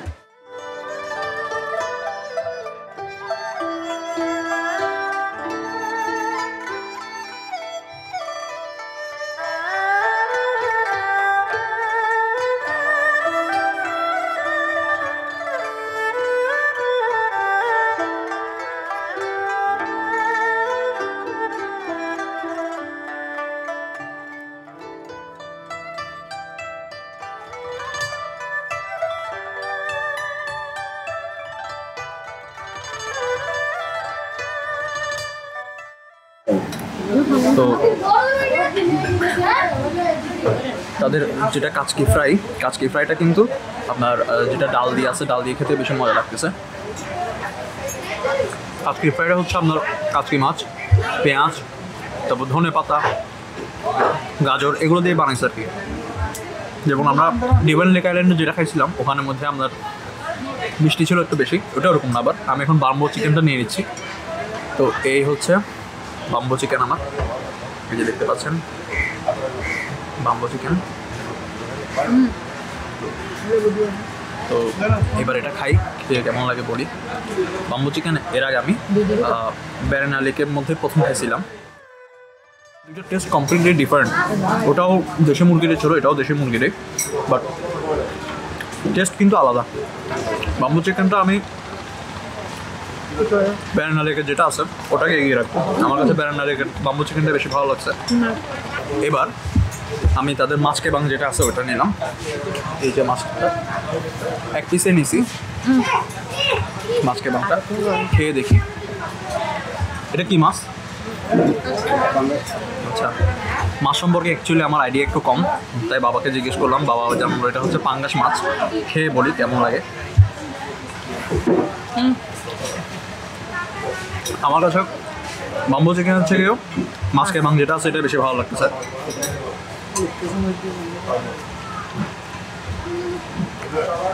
আপাতত দৃষ্টিতে এখানে যেটা আমার সবচেয়ে বেশি ভালো লাগছে সেটা হচ্ছে মাছ কেবাংটা।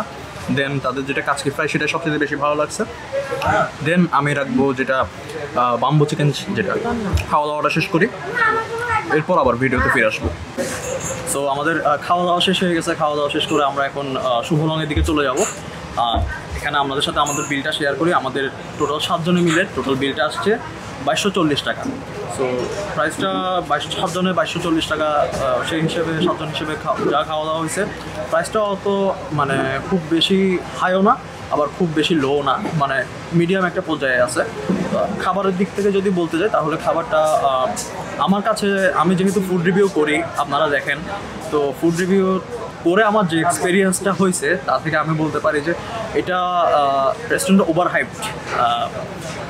খাবার ভালো না তা বলছি না, কারণ আমি যেহেতু পাহাড়ি খাবার আগেও খাইছি। সো বাম্বু চিকেনটা আমি বেড়ানালিকের সাথে যদি কম্পেয়ার করতে যাই, বেড়ানালিকেরটা ভালো।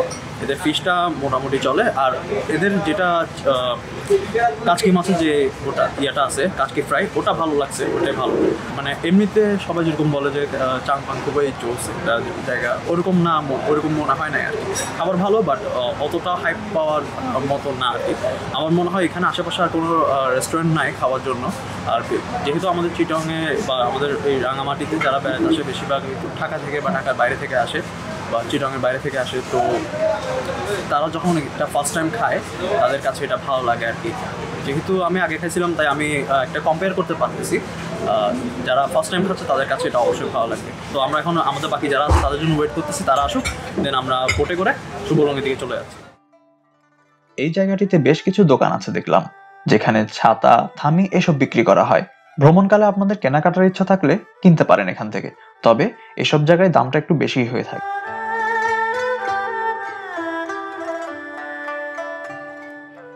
রেস্টুরেন্ট থেকে বোটের দিকে ফেরার পথে দেখতে পেলাম প্রজাপতির বাসা। আমি এত কাছ থেকে এর আগে কখনো প্রজাপতির বাসা দেখিনি।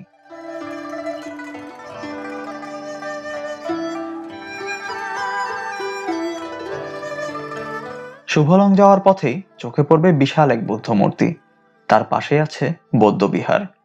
রাঙামাটি শহর হতে শুভলং এবং বরকল যাবার পথে দেখা যাবে এই বুদ্ধ মূর্তি এবং বৌদ্ধ বিহারটি।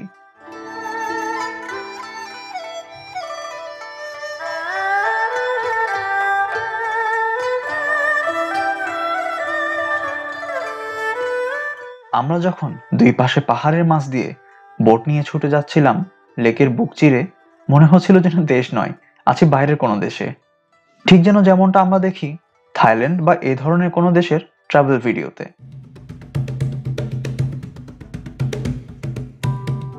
যতই ভেতরের দিকে যাচ্ছিলাম অবাক হচ্ছিলাম শুধু। হঠাৎ হঠাৎ মনে হয় যেন হলিউডের কোনো অ্যাডভেঞ্চার সিনেমায় আছি অ্যামাজনের কোনো এক অংশে। চারপাশে এত সবুজ, এত নীল, এত সৌন্দর্য প্রকৃতির আগে কখনো দেখিনি।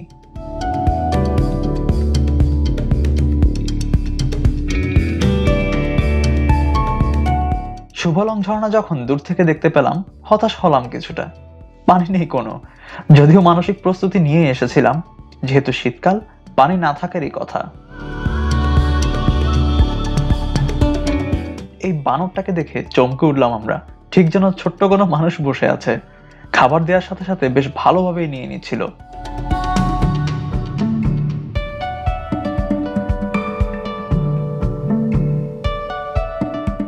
এবার সিঁড়ি বেয়ে উপরে উঠে যাব, আসলাম যখন দেখেই যাই।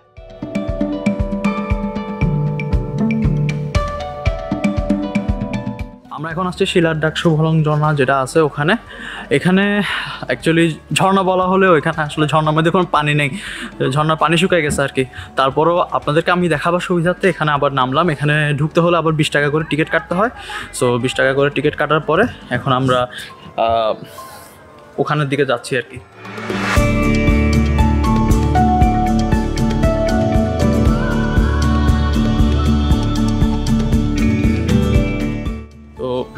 এখানে বেশ কিছু সিঁড়ি বেয়ে বেয়ে উপরে উঠতে হয়, আপনাদেরকে আমি দেখাই।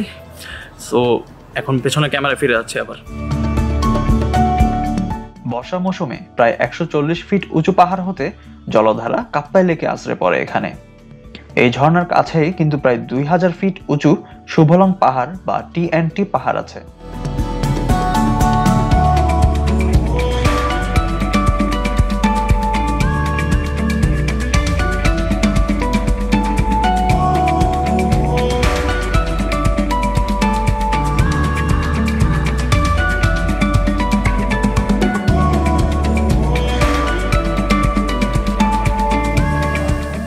তো এ হচ্ছে যেটা শুভলং ঝর্ণা, সেটা পানি একেবারে নাই তা না, পানি আছে, অল্প অল্প পানি, এই যে দেখতে পাচ্ছেন।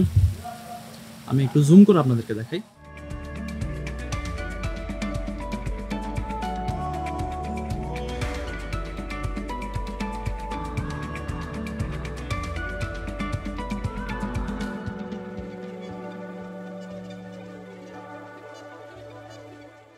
আমার যদি ভুল না হয়ে থাকে তাহলে ওই যে ওখানে এই যে দেখতে পাচ্ছেন, এখানে রংধনু দেখা যাচ্ছে হালকা করে, যদি আমি ভুল না করে থাকি আর কি।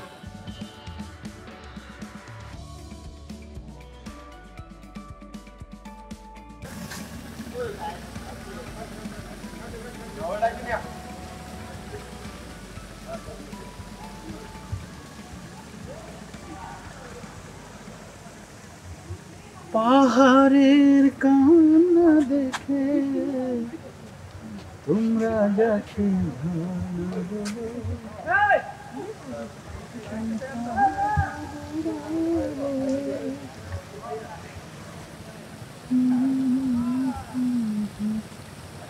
শুভলং ঝর্ণা যেটা আছে এখানে, আমি ভাবছিলাম একেবারে কোনো পানি টানি থাকবে না, কিন্তু হালকা একটু পানি সাথে হালকা একটু রংধনু, এই দুইটা দেখা মিলছে। এখানে যে আগে পানি ছিল তার একটা প্রমাণ এখানে মিলতেছে। যেমন এই যে আপনারা এখানে কতটুকু ভিজিবল হচ্ছে আমি জানি না, এই যে এখানে দেখতে পাচ্ছেন এখানে কিন্তু আগে পানি আসতো, বাট এখন পানিটা শুকিয়ে গেছে। তো বর্ষা আসলে মনে হয়, এখানে আমার সাথে আমার আঙ্কেল আছেন, বর্ষা আসলে হয়তো এখানে পানিতে আরও বেশি টইটুম্বুর হতে পারে। তো আমরা যেহেতু শীতকালে আসছি, শীতকালে তো এমনিতেও পানি থাকার কথা ছিল না, বাট আমরা যে পানি পাইছি, হ্যাঁ, সেটাই আসলে অনেক বেশি ভালো ভাগ্য বলা যায়। শুভলং ঝর্ণা দেখতে শুধু আমি আর আঙ্কেল উঠেছিলাম, বাকি সবাই বোট হতে আমাদের দেখে হাত নাড়ছিল। তারাও যে খুব একটা মিস করেছে তাও না, কিন্তু কাছ থেকে দেখতে পাইনি, এই আর কি।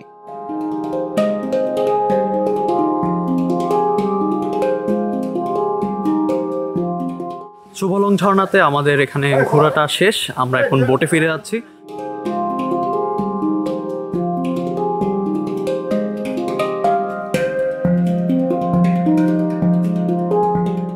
শুভলং ঝর্ণা দেখা শেষে আমাদের যাত্রা এবার মাস্টারপাড়ায়ের পাহাড়ি আদিবাসী গ্রামের দিকে।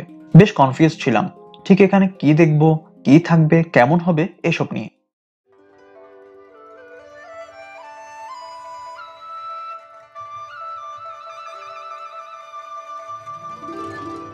আমরা এখন আসছি পাহাড়ি আদিবাসী গ্রামে, আর এখানে শুধু পাহাড়ি আদিবাসী গ্রামও না, আমি যতটুকু জানি এখানে নির্বাণ দ্বীপ বৌদ্ধ ধাতু ভাবনা কেন্দ্রও আছে। আমরা ট্রাই করব ওখানেও যেতে, তবে এখানে যেহেতু আমার মা, আমার বোন, আন্টি এরাও আছে, সো আগে পাহাড়ি গ্রামের মধ্যে যদি তাদের হাতে বোনা, তাদের হাতে কাজ করা কোনো দোকানে কিছু জিনিসপত্র কেনাকাটা করতে পারা যায়, আগে ওগুলো দেখব। দেন আমরা যে জাদি যেটা ভাবনা কেন্দ্র আছে নির্বাণদ্বীপ বৌদ্ধ ধাতু জাদির, ওখানে যাব। সো আমি আবার ক্যামেরার পেছনে চলে যাচ্ছি। বেশ উঁচু একটা সিঁড়ি সোজা উপরে উঠে গিয়েছে। এই সিঁড়ি বেয়ে উপরে উঠতে বেশ বেগ পেতে হয়, কিন্তু এখানকার বসবাসরতদের কাছে এটা কিছুই না। কিছু পরে আছে বসে জিরিয়ে নেওয়ার জন্য কাঠের বেঞ্চ আর চায়ের দোকান।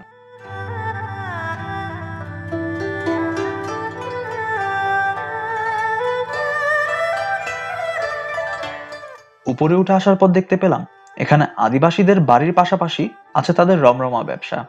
সবই তাদের হাতে বানানো কাপড় আর শাল। ভালো লেগেছে বেশ এত সুন্দর হাতের কাজ দেখে।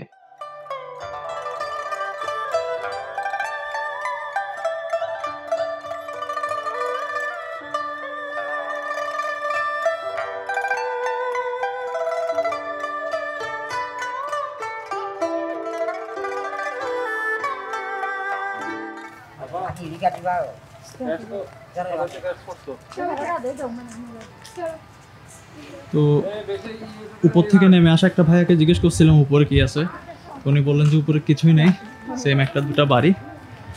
তো সে কারণে আমি আর উপরে যাচ্ছি না, নিচের দিকে ওদিকটা দেখে আসি কি আছে।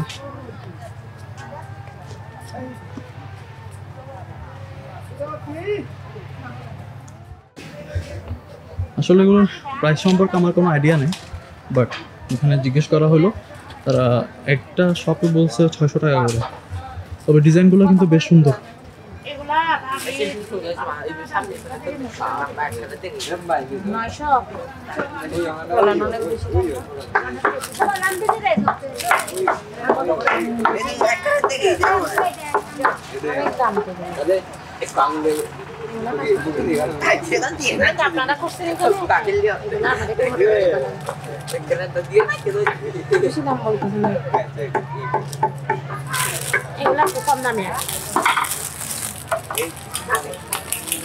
এগুলা রাখতে পারলে এগুলা 4 টাকা করে রাখতে পারবো লাস্ট, আর এগুলা বেশি সমস্যা না।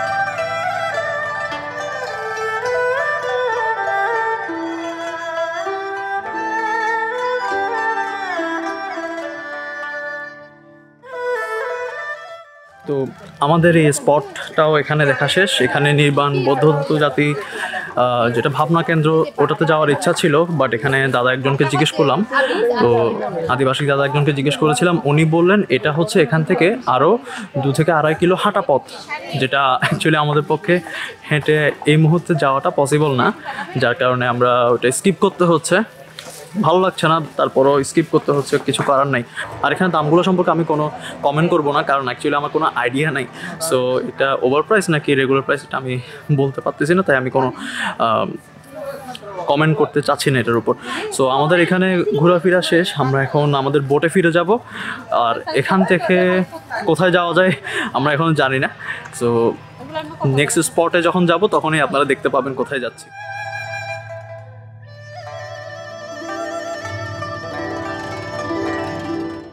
আমরা যখন নিচে নেমে আসছিলাম তখন আরো অনেক পর্যটক আসছিল। একটু পর এখানটা ভরে উঠবে প্রচুর মানুষের সমারোহ।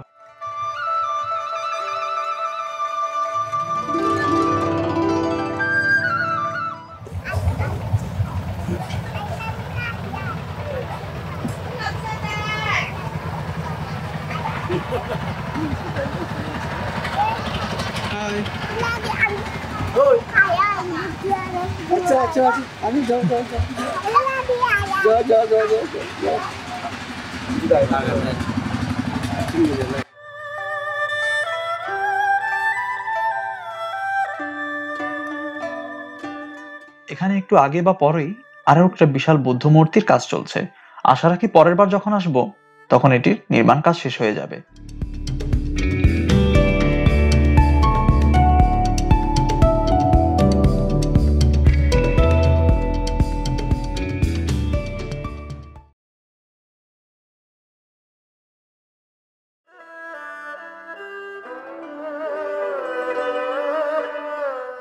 এবার আমরা যাচ্ছি সেই সোনালী বর্ণের সুবিশাল বুদ্ধ মূর্তির দর্শনে, সাথে যাব সেখানকার বিহারেও।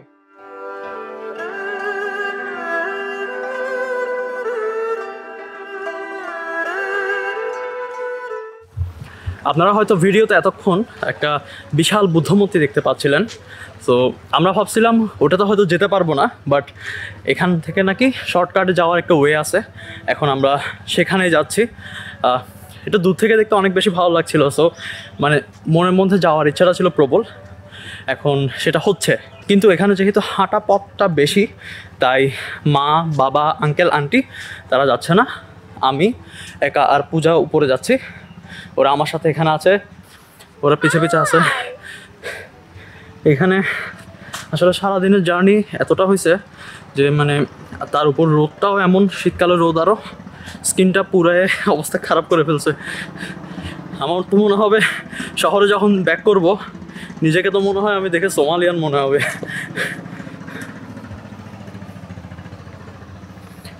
আপনাদেরকে এখন এখানকার পথঘাটগুলো একটু দেখাই। বেশিরভাগ সময় দেখা যায় যারা এখানেও কিন্তু বাজার আছে, যারা আসে বেশিরভাগ সময় ওই বাজারটা হয়ে পাহাড় বেয়ে ঘুরে উপরে উঠে। আমরা যেটা করছি এদিক দিয়ে শর্টকাটে আরেকটা যাওয়ার রাস্তা আছে, তো সেদিক দিয়ে যাচ্ছি।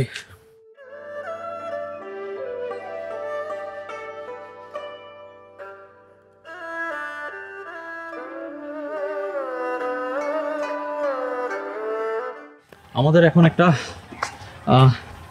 পাহাড় কেটে করা সিঁড়ি দিয়ে উপর উঠতে হচ্ছে। জানি না এটা কোন পথে নিয়ে যায়, বাট আমরা সিঁড়ি পাইছি আর উঠে যাচ্ছি আর কি সোজা।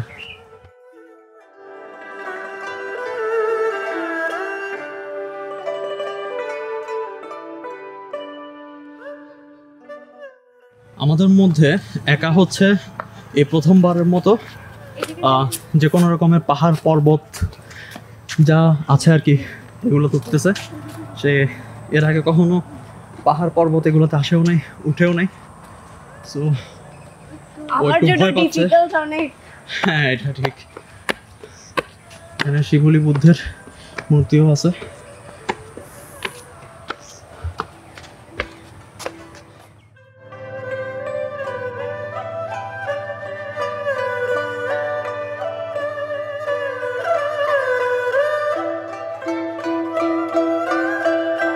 চারপাশে আমাদের বৌদ্ধ ধর্মের ধর্মীয় পতাকা। এখানে আমাদের সিঁড়ি বেয়ে উঠতে অবস্থা খারাপ হয়ে যাচ্ছে।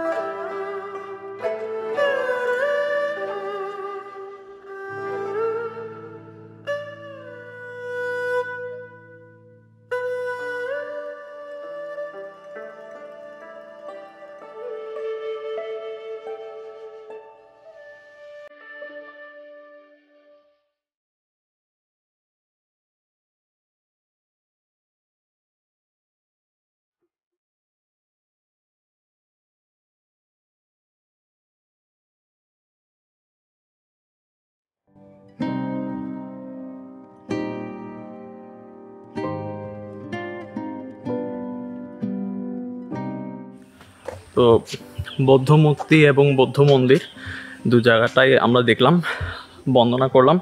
সব কিছু শেষ করে এখন আমরা আমাদের বোটে ফিরে যাচ্ছি। ওভারঅল ভালো লাগছে, বিশেষ করে এই যে পথ যেটা দিয়ে হেঁটে আসলাম ওটা ভালো লাগলো। বুদ্ধ মূর্তিটা দেখে অনেক ভালো লাগছে, বিশাল বুদ্ধ মূর্তি। এটা সাইজে কতটুকু ওটা আমার ঠিক জানা নেই, বাট আমি যদি নেট ঘেটে জানতে পারি এটা স্ক্রিনে কোথাও দিয়ে দেবো, আপনারা একটু চেক করে নেবেন। আর এতটুকুই আর কি, এখানে আর তেমন কিছু দেখাবার নাই। আমরা এখন বোটে ফিরে যাচ্ছি। বোটে ফিরে যাওয়ার পর কোথায় যাচ্ছি সেটা সম্পর্কে এখনও কোনো আইডিয়া নাই। আমরা যখন স্পটে পৌঁছাবো তখন আপনারা দেখতে পাবেন, জানতে পারবেন। সো আর এই বুদ্ধ মূর্তিটা দেখতে হলে আপনার থেকে একটু কষ্ট করতে হবে। এই যে বোট থেকে নামার পর বেশ একটা পথ হেঁটে যাওয়ার পর যে সিঁড়িটা আছে ওটা বেয়ে ওঠাটা একটা কষ্ট। সেই সিঁড়িটা বেয়ে ওঠার আগে পাহাড়ের মাটি কেটে যে একটা সিঁড়ি করা হয়েছে ওটা কিন্তু বেয়ে ওঠা আরও বেশি কষ্ট, নামাটাও আরও বেশি কষ্ট। সো আপনারা আমার বোন একার মতো যারা নতুন নতুন পাহাড়ে পর্বতে আসছেন এটা একটু মাথায় রেখে আসবেন। একটু যদি অসতর্ক হন তাহলে কিন্তু একদম পরে হাত পা ভেঙে অবস্থা খারাপ হয়ে যাবে, আর ইমিডিয়েট এখানে চিকিৎসাও কিন্তু পাবেন না। আমাদের দ্বিতীয় দিনের রাঙামাটি ভ্রমণের এটি ছিল শেষ স্পট। এবার ফেরার পালা। সূর্যের আভায় লেকের পানি জ্বলজ্বল করছে স্বর্ণের মতো। শহরে থেকে অভ্যস্ত আমরা সূর্যাস্তটা দেখতে পাই খুব কমই। চলুন না কিছুটা সময় আমরা পাহাড় আর লেকের পানির মাঝে থেকে সূর্য মামার আজকের ঘুমোতে যাওয়ার দৃশ্যটা উপভোগ করি। আশা করছি হতাশ হবেন না।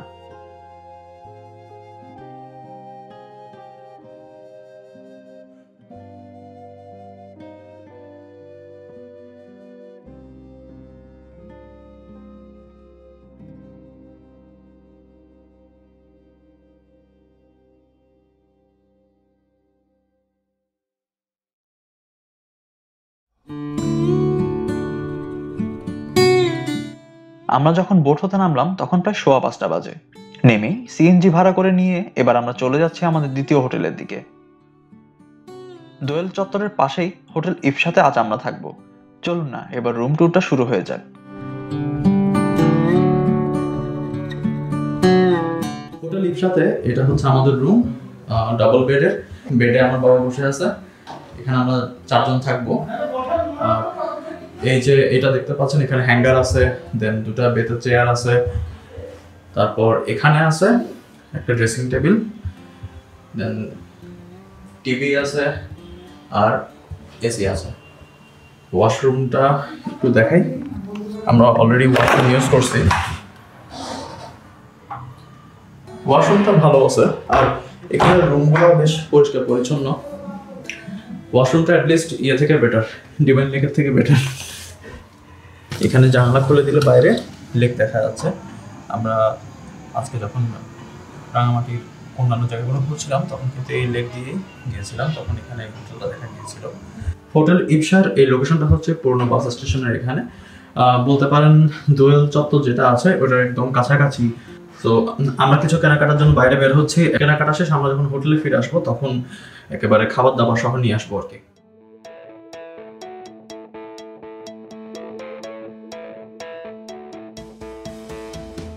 ক্ষুদ্র নৃগোষ্ঠীদের হাতে তৈরি জিনিসের চাহিদা এবং কদর আমাদের কাছে বরাবরই খুব বেশি। তাই ফ্রেশ হয়ে হোটেল হতে বের হয়ে গেলাম আমরা কেনাকাটার জন্য। বাবার এক ছাত্রের কথায় আমরা গেলাম বনরূপাতে। মনে হচ্ছিল ঠিক যেন চট্টগ্রামের টেরি বাজার এলাকায় দাঁড়িয়ে আছি। তার জন্যই হয়তো নিজের আবাসস্থলের মতো একটা অনুভূতি হচ্ছিল। প্রচুর মানুষের সমাগম, শুটকি, হাঁস, সবজি কি নেই এখানে। আবার মাঝে মাঝে মনে হয় হয়তো আমি রিয়াজউদ্দিন বাজার বা স্টেশন রোডের দিকে চলে এসেছি। ভালোই লাগছিল, এত হোমলি ফিল হচ্ছিল দেখে। কেনাকাটা শেষে রাতের খাবারের জন্য হাজি নান্না বিরিয়ানি হতে মোরগ পোলাও আর খিচুড়ি নিয়ে হোটেলে ফিরে এলাম।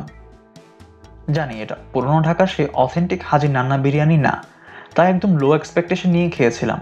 খিদে ছিল বলে কিনা জানি না, তবে খেতেই বেশ ভালোই লেগেছিল।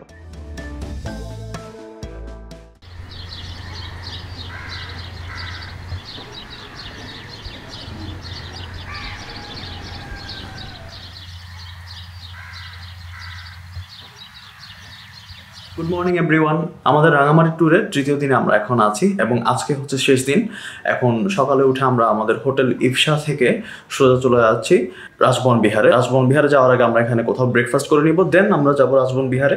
ওখান থেকে এখানে আমাদের হোটেলে ফিরে এসে চেক আউট করে দেন আমরা চলে যাচ্ছি সোজা কাপ্তায়ে। ওখানে খুব সম্ভবত আমরা বর্গি লেগে যাব। আপনাদের সাথে সব কিছু শেয়ার করবো, সো ভিডিওটা দেখতে থাকুন। হোটেল হতে বের হয়ে দোয়েল চত্বর ফেলে একটু সামনে যেতে দেখা যায় অন্নপূর্ণা রেস্তোরাঁ। ঝটপট ঢুকে পড়লাম সবাই। ইন্টেরিয়র দেখে বেশ ভালোই লেগেছে। খুব সম্ভবত হিন্দু রেস্তোরাঁ এটা। সবজি ভাজিটা দেখে আমার তাই মনে হয়েছিল। পরোটা দিয়ে এরকম ভাজি সাথে সেদ্ধ ডিম খেতে কিন্তু বেশ ভালোই লাগে আমার। সকালের খাওয়া দাওয়া শেষে এবার আমাদের গন্তব্য রাজবন বিহারের দিকে। সেই ছোটবেলায় এসেছিলাম এখানে আমি, তেমন কিছুই স্মৃতিতে অবশিষ্ট নেই। সিএনজি হতে নামার সময় ড্রাইভার সাবধান করে দিলেন যেন ব্যাগ, চশমা, মোবাইল হাতে রাখা হয়, না হয় বানর এসেই নিয়ে যাবে সব।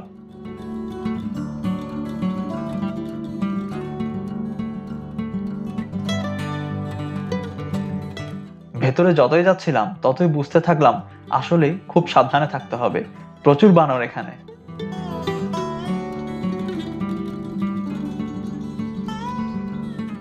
পুরো গ্যাং নিয়ে নিজেদের মতো ঘুরে বেড়াচ্ছে তারা, মনে হচ্ছিল যেন কোনো মাফিয়া গ্যাং দেখছি। আশেপাশের মানুষদের পাত্তা দেওয়ার মতো কোনো সময়ই তাদের নেই। শ্রদ্ধেয় সাধনানন্দ মহাস্থবির বনভান্তে 1977 সালে স্থায়ীভাবে বসবাসের জন্য রাঙামাটিতে আসেন। তখন নির্মাণ করা হয় এই বিহারটি।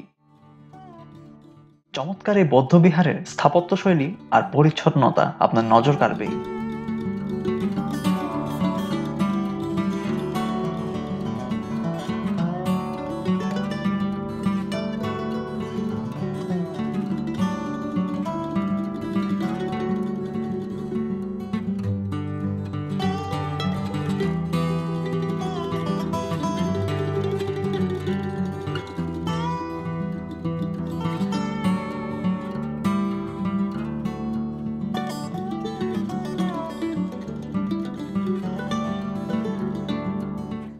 অনেক অনেক বছর আগে আমি যখন রাজবন বৌদ্ধ বিহারে এসেছিলাম তখন কিন্তু এখন যা যা আছে এতটা ছিল না।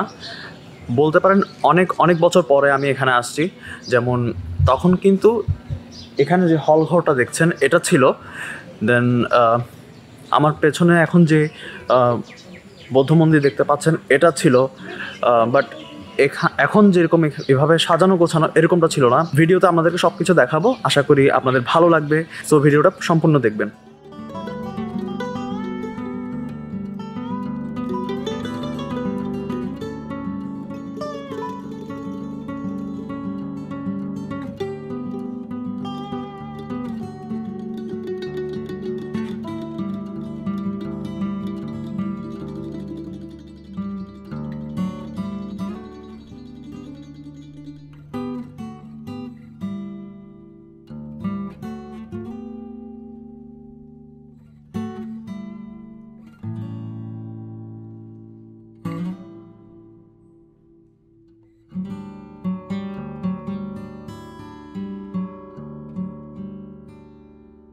এখানে বানরের দৌরত্বটা অনেক বেশি। এই যেমন আমি যখন কথা বলছিলাম তখনই কিন্তু বানর এসে এখানে ডাস্টবিনটা ঘেটে ঘুটে খাবার টাবার খুঁজে চলে গেছে। তো আমরা যখন এখানে উঠছিলাম তখন সিএনজিওয়ালা আমাদেরকে বলছিল যাতে জুতা, ব্যাগ, মোবাইল এগুলো সাবধানে রাখা হয়, না হলে বানর এগুলো ছোঁ মেরে নিয়ে চলে যায়। সো আপনারা যারা এখানে আসবেন এই ব্যাপারটা একটু সাবধানে থাকবেন, এই ব্যাপারটা একটু নজরে রাখবেন আর কি।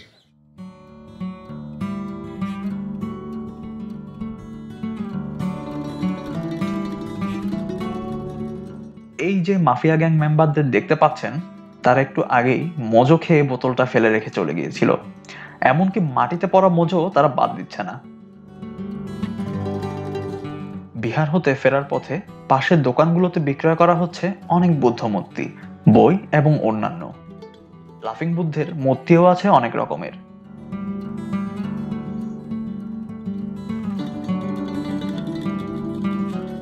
রাজবন বিহার থেকে আমরা এখন চলে যাচ্ছি আমাদের হোটেলে চেক আউট করে দেন আমরা চলে যাব কাপ্তায়ে। ওখানে খাওয়া দাওয়া শেষে, ঘোরাফেরা শেষে আমরা সোজা শহরের দিকে চলে যাব অ্যান্ড আমাদের ট্যুরটা ওখানে শেষ হবে। আশা করছি একদম শেষ পর্যন্ত আমাদের সাথেই থাকবেন।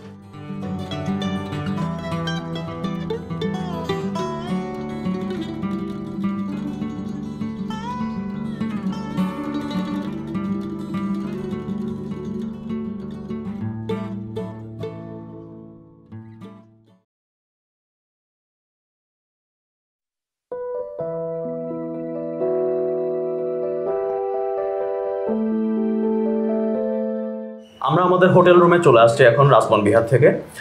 হোটেল ইফসা মানে পুরনো স্টেশনের এখান থেকে রাজবন বিহারে যেতে আমাদের সিএনজিতে 120 টাকা করে খরচ হয়েছে। দেন ওখান থেকে আমরা আমাদের হোটেল ইফসা হয়ে এখন সোজা চলে যাব আসাম বস্তি ব্রিজে। সো এভাবে আমরা রাজবন বিহারের ওখান থেকে সিএনজি ভাড়া করে নিয়েছি। ওখানে 150 টাকা এখন নিচ্ছে আমাদের টোটাল। এখন আমরা আমাদের রুমটা চেক আউট করে একটু ফ্রেশ হয়ে নেব, ফ্রেশ হয়ে চেক আউট করে দেন আমরা সোজা চলে যাচ্ছি আসাম বস্তি ব্রিজে। ওখান থেকে সোজা চলে যাব বার্গি লেকে।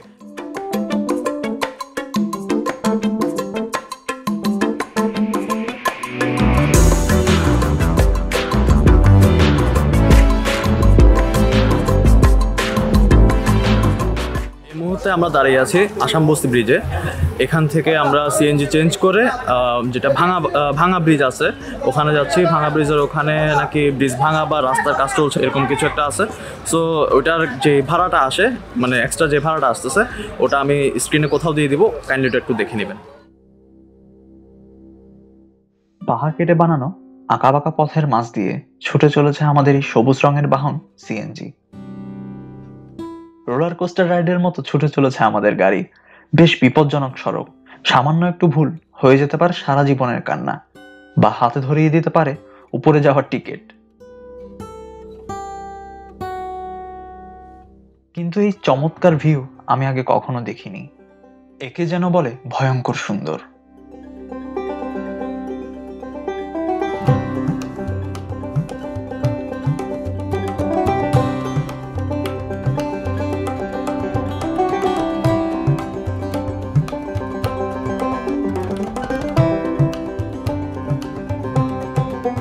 সিএনজি থেকে নেমে আমাদের লাগেজ নিয়ে আমরা কনস্ট্রাকশন সাইটের মধ্যে দিয়ে হেঁটে যাচ্ছিলাম অন্য পাশে।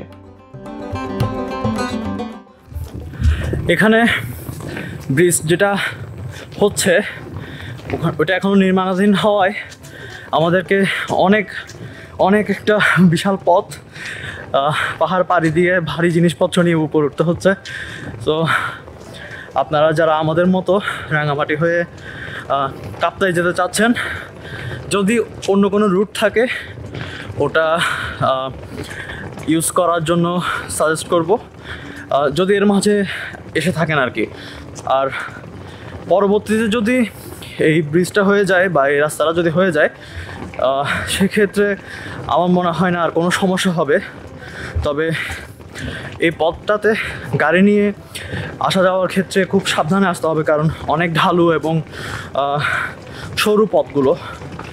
তো মানে হাঁফাই উঠছি আমরা সবাই এখানে। এমটি কেমন লাগতেছে? ওই যে সামনে আমার বাবা মা আন্টি একা। তবে এই প্যারাটা যদি ফেলে দেই তবে এখানকার ভিউটা কিন্তু খুব জোস।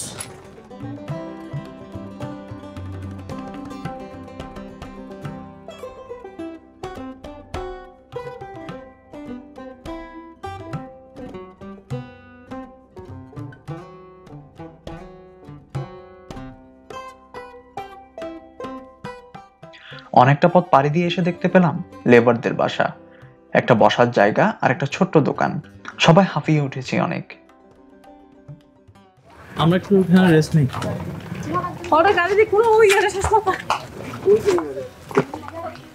তো আমরা এখন অনেকটা পথ পাড়ি দিয়ে এই জায়গায় এসে বসলাম। এখানে বসার জায়গা আছে, এখানে একটু রেস্ট নিব। আর ওই যে দূরে দেখতে পাচ্ছেন, আমি একটু জুম করে দেখাই, ওই যে দূরে সিএনজি, হয়তো আপনারা দেখতে পাচ্ছেন কিনা আমি শিওর না, আমি খালি চোখে দেখতে পাচ্ছি ওখানে সারিবদ্ধভাবে সিএনজি দাঁড়িয়ে আছে। ওখানে গিয়ে আমাদের থেকে গাড়ি ধরতে হবে। তো এখনো বেশ বড় একটা পথ, এই যে লাগেজ টাগেজ এগুলো নিয়ে যেতে হবে আর কি।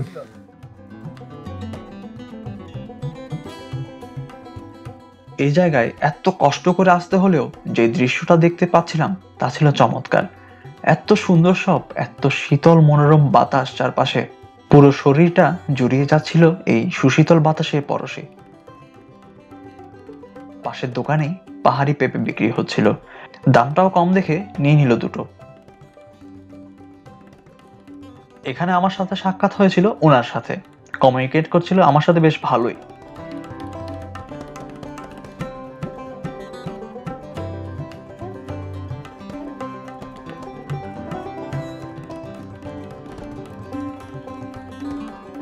সারাদিন তো আর এখানে বসে থাকা যাবে না, তাই ইচ্ছে না থাকা সত্ত্বেও আমরা আমাদের লাগেজ নিয়ে যাত্রা শুরু করলাম।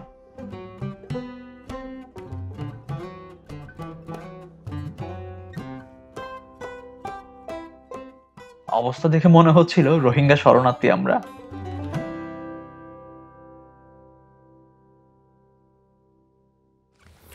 যে জায়গাটাতে আমরা বসেছিলাম এতক্ষণ, ওখানে এত সুন্দর বাতাস ছিল আর এত সুন্দর পরিবেশ ছিল যে মানে উঠে চলে আসতে ইচ্ছে করছিল না। মানে বাতাসটা এত ঠান্ডা, মানে অন্যরকম অবস্থা ছিল এখানে।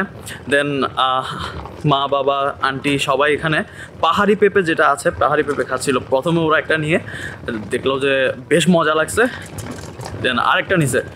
এখন এদিকে যে আমাদের আবার অন্যদিকে যেতে দেরি হয়ে যাচ্ছে ওটা তাদের মাথায় নাই, বাট কী করবে, যেরকম পাহাড়টা বেয়ে উঠতে হয়েছে। এরপর মেবি তাদের জন্য পেঁপেটা দরকার ছিল, কিন্তু আমার জন্য দরকার ছিল যে বাতাসটা ছিল সেটা।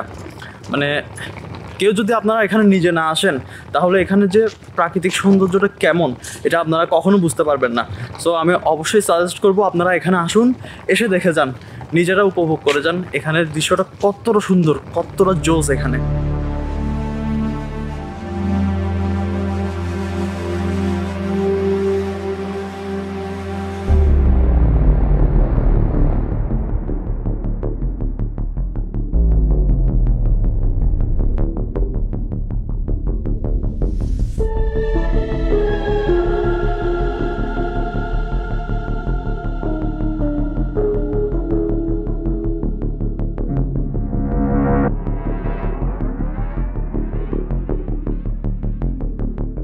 আরো কিছু দূর এসে দেখলাম ব্রিজের কাজ হচ্ছে।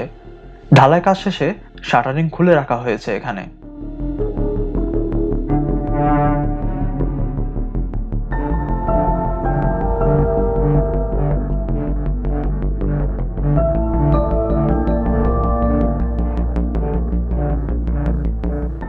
সব ভালোই যাচ্ছিল মোটামুটি, কিন্তু সমস্যাটা হয়েছে এখানে এসে।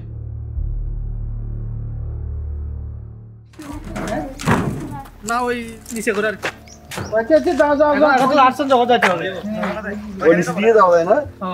নিচে রাস্তা আসলো তো দাঁড়িয়ে আসছিলেন তো বলবো আমাদের কেউ সিরিয়াল রাখে নাই। সাবধান যাবেন আর কি।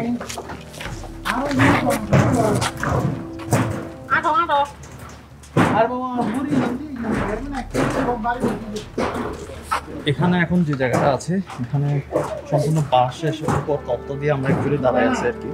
সো আমার থেকে ভিডিওটা এখন পজ রাখতে হবে, কারণ একটু যদি এদিক ওদিক হয় তাহলে আমি পরে মরবো।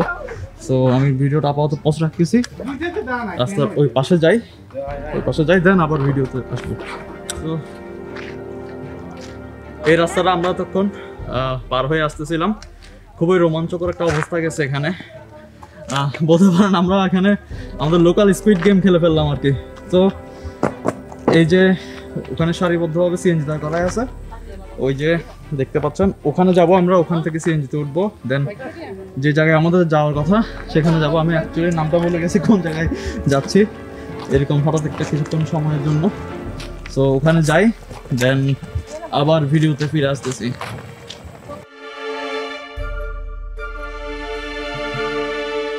এখানে একটা গুবলেট হয়ে গেছে। গুবলেটটা হচ্ছে আমরা বার্গি লেক রিসোর্ট যেটা আছে ওটাতে যেতে চাইছিলাম, কিন্তু এখানকার লোকাল মানুষ যারা আছে তারা বলতেছেন যে আমরা এটা ওই যে ব্রিজ যেটা এতক্ষণ ধরে পার হয়ে আসছি ওই জায়গায় ফেলে আসছি।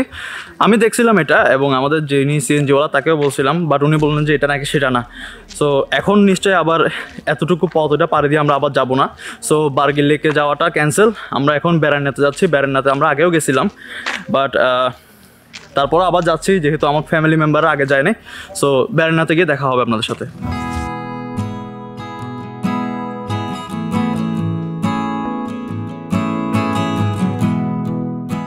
তো বেড়ান্না লেকে দ্বিতীয়বারের মতো আমরা চলে আসছি।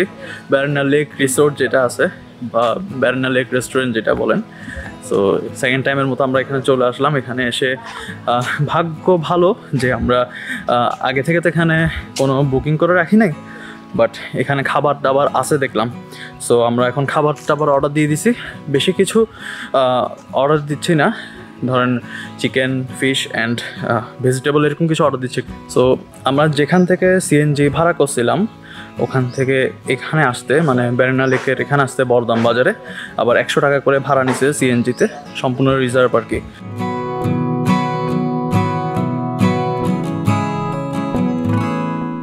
বেড়ান্না লেক আমার পছন্দের জায়গা।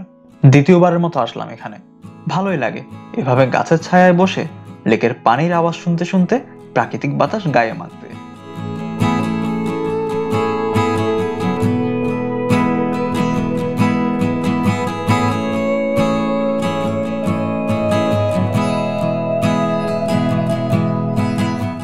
কাপ্তাই লেকের পারে খুব আরাম করে চিল মোডে আছি।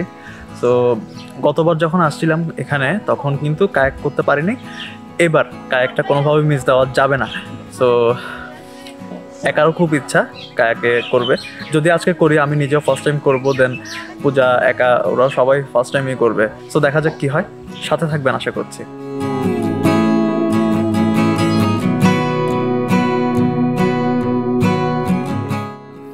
তো ব্যারেনা লেকে খাওয়া দাওয়া শেষ করে আমরা এখন বাইরে এসে বসলাম।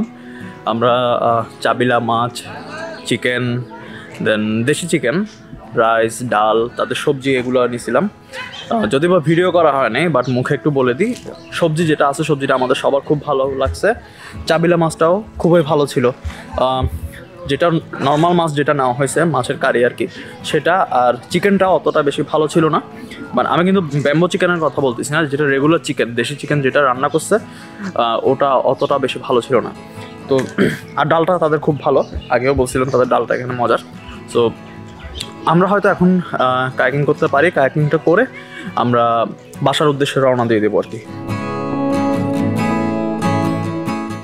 একা এবং পূজা দুইজনেই লাইফ জ্যাকেট নিয়ে রেডি, এত কনফিডেন্ট দেখে ভালোই লাগলো। একটু ইতস্তত করলেও উঠে বসতে শুরু হয়ে গেল তাদের কায়াক করা। দুজনে বুঝে উঠতে পারছিল না কোন দিকে কিভাবে বৈঠা বাইবে।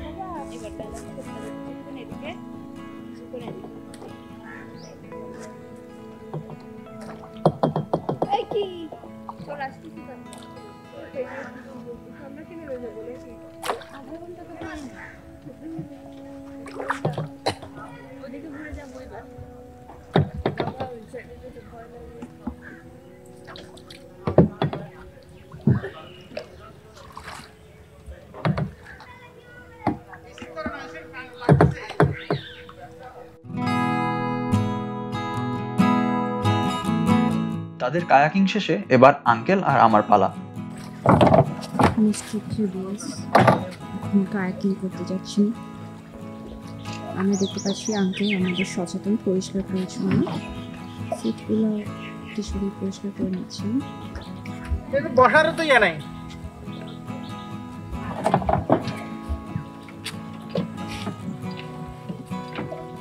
তোমার কি সামনে অবস্থা? হ্যাঁ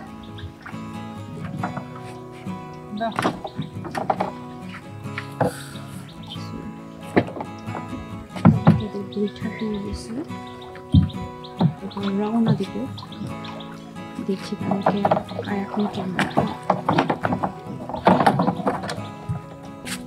বাই।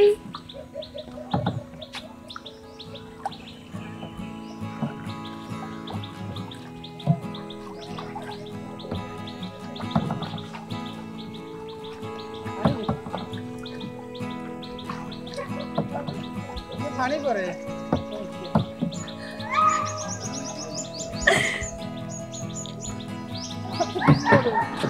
একটা একটু পানি ছিল তো অবস্থায়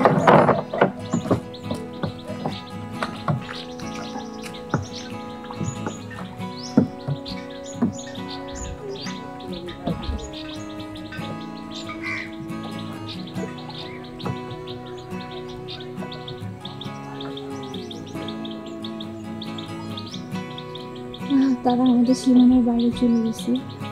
15 দিনের পিছিয়ে আমাদের যাওয়ার অনেক ইচ্ছে ছিল, কিন্তু ওদিকটা অনেক গভীর আর মুভ করতে একটু কষ্ট হচ্ছিল আমার এলাকার, তাই চলে আসছিলাম। ক্যামেরার হাতে দাঁড়িয়ে আছি, জানি না ওরা কখন ফিরে আসবে, ওদেরকে দেখাই যাচ্ছে না।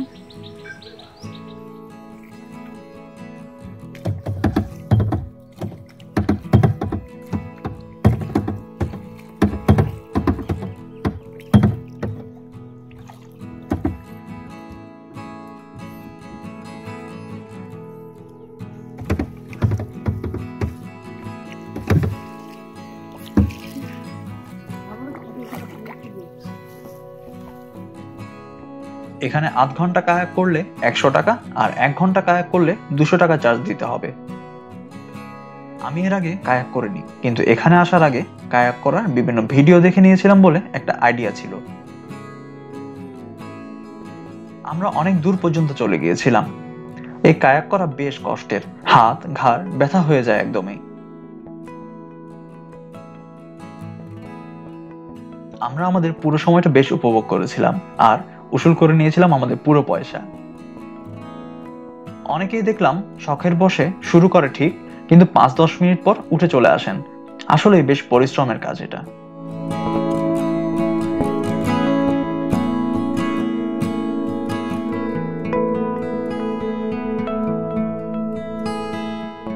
আমাদের ভ্রমণের সমাপ্তির ঘন্টা বাজার সময় হয়ে এসেছে প্রায়।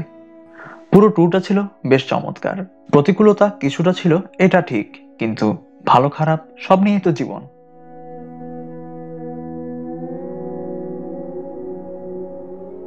এখন আমরা লিচু বাগানের জন্য গাড়ি দেখতেছি, বাট এখান থেকে লিচু বাগানে যেতে চাচ্ছে না। তো আমরা যেটা করব, মেবি আমরা এখান থেকে কাপ্তাই পর্যন্ত একটা সিএনজি করে যাব, যেটা 300 টাকা নিচ্ছে। দেন ওখান থেকে 200 টাকা দিয়ে লিচু বাগানে যাব, বা কাপ্তাই থেকে আমরা সোজা লিচু বাগান না গিয়ে হয়তো রাস্তার মাথাতেও চলে যেতে পারি। তো আমাদের যে রাঙামাটি ট্যুর এটা এখানে শেষ হচ্ছে। পুরো ট্যুরটা আপনাদের কেমন লেগেছে এটা কমেন্ট সেকশনে কমেন্ট করে জানাবেন। চেষ্টা করবো এখানে যা যা খরচ হয়েছে এবং এখানকার যত তথ্য আছে সবগুলো আমার এখানে দিয়ে দেওয়ার, এবং অবশ্যই আপনারা আমার ডেসক্রিপশন বক্সটাও চেক করে দেখবেন। সো ভিডিওগুলো যদি ভালো লেগে থাকে তাহলে লাইক করবেন, সাবস্ক্রাইব করবেন এবং বন্ধুদের মাঝে শেয়ার করবেন। আজকের মতো বিদায় নিচ্ছি, ভালো থাকবেন, ধন্যবাদ।